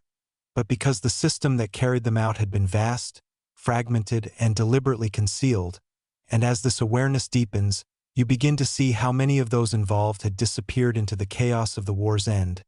blending back into civilian life, relocating to different countries, or simply becoming part of a world that was trying to move forward. And this reality created a situation in which the legal processes that followed could only address a portion of the larger system, focusing on those individuals who could be identified and brought to trial, while leaving many others beyond the reach of formal accountability. And as you reflect on this, the limitations of justice become more apparent, because they highlight the gap between the scale of the events and the capacity of legal systems to respond to them. And as this realization settles in, you begin to see how this gap does not diminish the importance of the trials that did take place, but rather emphasizes the challenges involved in addressing events of such magnitude. And as you continue to follow this line of thought, the concept of responsibility begins to expand beyond the courtroom, encompassing not only those who were directly involved, but also the broader structures and conditions that allowed these camps to exist. And as this awareness deepens, you begin to see how the story of these camps raises questions that extend beyond legal accountability. Questions about the role of institutions, the influence of ideology, and the ways in which individuals navigate systems that can produce harmful outcomes. And as you reflect on this, the significance of these questions becomes clear, because they invite a deeper engagement with the past, one that goes beyond identifying wrongdoing and into understanding how and why it occurred. And as this realization settles in, you begin to see how the legacy of Treblinka and Sobibor is not only about what happened, but about how those events are interpreted, examined, and understood. And as you continue to explore this perspective, the narrative shifts from one of resolution to one of ongoing inquiry, revealing that the process of confronting history is not something that ends with a verdict or a judgment, but continues as part of a broader effort to understand and engage with the past in meaningful ways. As the recognition of these limits became more widely understood, the legacy of Sobibor extermination camp and Treblinka extermination camp began to shift once again, moving from a focus on legal accountability to a broader consideration of historical responsibility, memory, and the ways in which societies engage with the past. And as you begin to consider this transition, you might see how the question of justice evolved into a question of understanding, not only what actions were taken, but how those actions were remembered, interpreted, and integrated into the collective consciousness. And as this awareness deepens, you begin to see how the concept of historical responsibility extends beyond the individuals who were directly involved, encompassing also the ways in which later generations choose to engage with this history, to study it, to teach it, and to reflect on its implications. And as you reflect on this, the role of education and public discourse becomes particularly significant, because they provide the means through which these events are communicated and understood, shaping the way they are remembered and the lessons that are drawn from them. And as this realization settles in, you begin to see how the story of these camps continues to influence contemporary discussions about ethics, accountability, and the importance of confronting difficult aspects of history. And as you continue to follow this line of thought, the idea of memory becomes central once again, not as a static record, but as an active process that involves interpretation, reflection, and engagement. And as this awareness deepens, you begin to see how the preservation of memory serves multiple purposes: honoring those who were affected, providing a basis for understanding, and contributing to the ongoing effort to prevent similar events in the future. And as you reflect on this, the significance of this process becomes clear, because it demonstrates that the impact of Treblinka and Sobibor extends far beyond their physical existence, shaping the way history is understood and the way societies approach questions of responsibility and justice. And as this realization settles in, the narrative moves toward its final phase, one that will bring together the themes explored throughout the story, reflecting on what these camps represent, what they reveal about the past, and what they continue to mean in the present, ensuring that their history remains not only remembered, but deeply understood. Chapter 10, Segment 1, The Final Reflection, What Remains. As the story of Treblinka extermination camp and Sobibor extermination camp reaches its final stages, what remains is not only a record of events, not only a reconstruction of systems and actions, but a deeper and more enduring reflection on what these camps represent. And as you begin to consider this, you might see how the narrative has moved through multiple layers, from the origins of these camps, to their operation, to the resistance that emerged within them, and finally to the ways in which they have been remembered, studied, and understood. And as this awareness deepens, you begin to see how each of these layers contributes to a broader understanding, one that connects individual experiences to larger systems, and historical events to ongoing questions about human behavior and responsibility. And as you reflect on this, the significance of these camps becomes more complex, because they are not only sites of immense tragedy, but also points of reference for understanding how such events can occur. And as this realization settles in, you begin to see how the story of these camps challenges simple explanations, requiring instead a deeper engagement with the factors that shape them, ideology, organization, and the ways in which individuals operated within those systems. And as you continue to follow this line of thought, the idea of remembrance takes on a more nuanced meaning, because it is not only about preserving the past, but about interpreting it, understanding it, and connecting it to the present. And as this awareness deepens, you begin to see how the act of remembering involves both looking back and looking forward, considering not only what happened, but what can be learned from what happened. And as you reflect on this, the role of the individual becomes particularly significant, because it highlights the ways in which personal choices, actions, and responsibilities intersect with larger systems. And as this realization settles in, you begin to see how the story of Treblinka and Sobibor invites a form of reflection that goes beyond historical knowledge, encouraging a deeper consideration of the ways in which individuals and societies engage with complex issues. And as you continue to explore this perspective, the narrative begins to shift toward a final reflection, one that brings together the themes of memory, responsibility, and understanding. And as this awareness deepens, the question begins to emerge: what does it mean to carry this history forward, and how can the lessons drawn from these camps be integrated into the way we understand the world today? As the final reflections on Sobibor Extermination Camp and Treblinka Extermination Camp take shape, the focus shifts from the detailed examination of events to the broader implications of their legacy. And as you begin to consider this perspective, you might see how the story of these camps, though rooted in a specific historical moment, continues to resonate because of the questions it raises, questions about systems, about responsibility, and about the ways in which individuals and societies respond to challenges. And as this awareness deepens, you begin to see how the legacy of these camps is not confined to history, but extends into the present, influencing the way people think about issues related to ethics, accountability, and the importance of awareness. And as you reflect on this, the concept of legacy becomes more dynamic, because it involves not only the preservation of memory, but also the interpretation and application of that memory in ways that are relevant to contemporary contexts. And as this realization settles in, you begin to see how the history of Treblinka and Sobibor contributes to a broader understanding of the relationship between past and present, highlighting the ways in which historical events continue to shape current perspectives and decisions.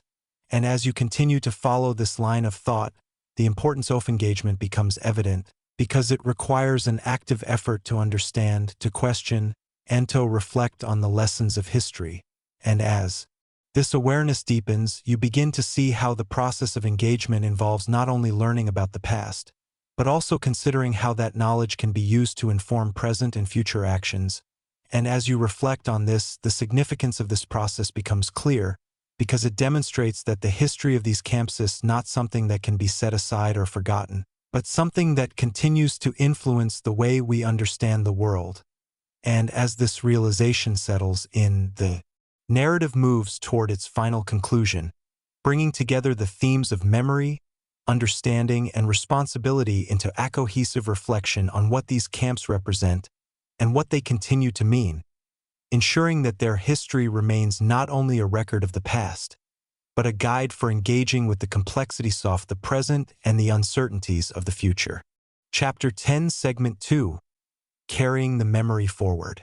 As the narrative of Treblinka Extermination Camp and Sobibor Extermination Camp approaches its final moments, the focus begins to shift toward what comes after the story itself, not in terms of events, but in terms of responsibility, because once the history has been told, once the details have been understood, and once the weight of what occurred has been acknowledged, there remains a question that cannot be avoided: what is done with that knowledge? And as you begin to reflect on this, you might see how the act of learning about these camps is not a passive experience, but an active engagement with history, one that carries implications for how individuals think, how they interpret the world around them, and how they respond to the systems and structures that shape their lives. And as this awareness deepens, you begin to see how memory becomes something that is carried, not only by those who experience the events directly, but by those who encounter them later through study, through storytelling, and through reflection. And as you consider this, the concept of carrying memory forward takes on a deeper meaning, because it involves more than remembering facts. It involves maintaining an awareness of the lessons that those facts represent. And as this realization settles in, you begin to see how the story of these camps becomes part of a larger narrative, one that connects past and present, linking historical events to contemporary discussions about responsibility, awareness, and the importance of understanding the systems that influence human behavior. And as you continue to follow this line of thought, the role of the individual becomes central, because it highlights the ways in which each person engages with this history, interprets its meaning, and decides how to apply it. And as this awareness deepens, you begin to see how carrying memory forward involves a continuous process of reflection, one that does not end with a single moment of understanding, but evolves over time, shaped by new experiences, new perspectives, and the ongoing effort to make sense of complex historical events. And as you reflect on this, the significance of this process becomes clear, because it ensures that the history of Treblinka and Sobibor remains active, not confined to the past, but integrated into the way individuals and societies think about the present and the future. And as this realization settles in, the narrative moves closer to its conclusion, bringing Whithit a sense of continuity, a recognition that the story does not end with the final chapter, but continues in the ways in which it is remembered, understood, and applied. As the final reflections on Sobibor extermination camp and Treblinka extermination camp come into focus, the idea of carrying memory forward begins to merge with a broader understanding of what it means to engage with history in a meaningful way. And as you begin to consider this perspective, you might see how the story of these camps, while deeply rooted in the past, continues to influence the present through the questions it raises and the insights it provides. And as this awareness deepens, you begin to see how the act of engagement involves not only remembering, but also interpreting, questioning, and applying the lessons of history in ways that contribute to a more informed and thoughtful approach to the world. And as you reflect on this, the concept of responsibility becomes more expansive, because it extends beyond individual actions to include the ways in which societies choose to preserve, communicate, and learn from their history. And as this realization settles in, you begin to see how the legacy of these camps is shaped not only by what happened, but by how those events are remembered and understood. And as you continue to follow this line of thought, the importance of dialogue becomes evident, because it allows for the exchange of ideas, the exploration of different perspectives, and the development of a more nuanced understanding of complex issues. And as this awareness deepens, you begin to see how the story of Treblinka and Sobibor contributes to ongoing discussions about ethics, human rights, and the importance of maintaining awareness in the face of systems that can lead to harm. And as you reflect on this, the significance of these discussions becomes clear, because they demonstrate that the lessons of history are not fixed,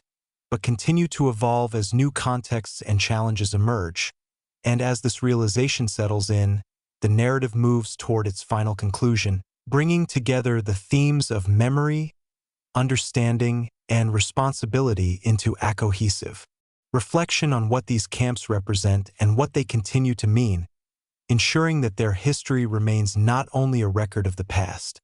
but a guide for engaging with the complexities of the present and the uncertainties of the future. Chapter 10, Segment 3. The Silence That Remains, Final Reflection. As the story of Treblinka extermination camp and Sobibor extermination camp reaches its final moments, what remains is not simply the accumulation of facts, events, and narratives that have been explored throughout this journey, but something quieter, something more difficult to define, a lingering presence that exists beyond the words themselves. And as you begin to reflect on this, you might notice how the story has gradually shifted from action to memory, from movement to stillness, and from the detailed reconstruction of events to a more contemplative awareness of what those events represent. And this shift is not accidental, because it mirrors the way history itself is experienced over time, moving from immediacy to reflection, from lived experience to remembered understanding. And as this awareness deepens, you begin to see how the camps, once sites of constant motion, arrival, process, and destruction, have become places of silence, spaces where the absence of what once existed carries its own meaning. And as you reflect on this, the concept of silence becomes central, not as an emptiness, but as a form of presence, a reminder of what has been lost. And as this realization settles in, you begin to see how the silence of Treblinka and Sobibor is not simply the result of their destruction, but a continuation of their story, a way in which their history persists even in the absence of physical structures. And as you continue to follow this line of thought, the idea of remembrance takes on a deeper dimension, because it involves engaging with this silence, acknowledging it, and understanding what it represents. And as this awareness deepens, you begin to see how the absence of visible evidence places a greater responsibility on memory, on the act of recalling and preserving what cannot be seen.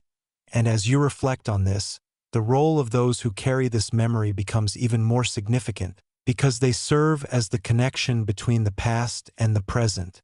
ensuring that the silence does not become a void, but remains filled with meaning. And as this realization settles in, you begin to see how the story of these camps is not confined to what happened within them, but extends into the ways in which they are remembered, discussed, and understood. And as you continue to explore this perspective, the narrative begins to dissolve into a broader reflection, one that moves beyond specific events and into the realm of understanding, inviting a deeper consideration of what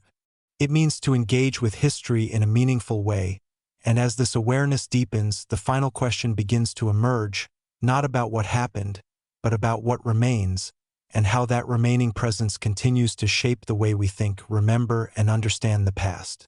In the final moments of reflection on Sobibor Extermination Camp and Treblinka Extermination Camp, the narrative reaches a point where words begin to give way to understanding, where the accumulation of details, stories, and perspectives coalesces into something more subtle, our cognition that the true significance of these camps cannot be fully captured in a single narrative, but exists instead in the ongoing process of engagement, reflection, and remembrance. And as you begin to consider this, you might see how the journey through this story has been one of gradual unfolding, revealing not only the events that took place, but also the ways in which those events have been interpreted, remembered, and understood over time.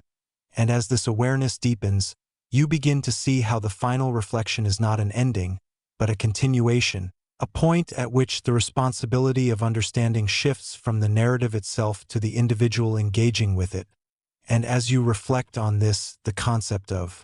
continuity becomes central, because it highlights the way in which history persists, not as a static record, but as an active presence that influences the present and the future. And as this realization settles in, you begin to see how the story of these camps, while complete in its historical scope, remains open in its meaning, inviting ongoing interpretation and engagement. And as you continue to follow this line of thought, the idea of responsibility reemerges, not as an abstract concept, but as a practical consideration, a question of how this history is carried forward, how it is communicated, and how it is integrated into the broader understanding of the world. And as this awareness deepens, you begin to see how the legacy of Treblinka and Sobibor is not something that can be concluded, but something that must be maintained, revisited, and reinterpreted over time, ensuring that their history remains relevant and meaningful. And as you reflect on this, the final image that emerges is not one of resolution, but of presence, a quiet, enduring presence that continues to exist within memory, within understanding, and within the ongoing effort to engage with the past. And as this realization settles in, the story comes to a close, not with a definitive ending, but with an open space, a space for reflection, for thought, and for the continued exploration of what these events mean, ensuring that the silence that remains is not empty, but filled with awareness, understanding, and the enduring responsibility to remember. And now, as the story fades into silence, what remains is not just history, but memory. The story of Treblinka and Sobibor is not something that ends when the video does. It stays with you in the quiet moments, in the questions it leaves behind, and in the awareness it creates. Because understanding the past isn't just about knowing what happened, it's about carrying that knowledge forward. If this documentary made you pause, reflect, or see things in a deeper way, then you're already part of that process. And if you want more immersive, thought-provoking documentaries like this, stories that go beyond the surface and stay with you long after they end, make sure to subscribe to the channel. Because here, we don't just tell stories, we explore what they truly mean. Until the next one, stay curious, stay aware, and most importantly, never stop remembering.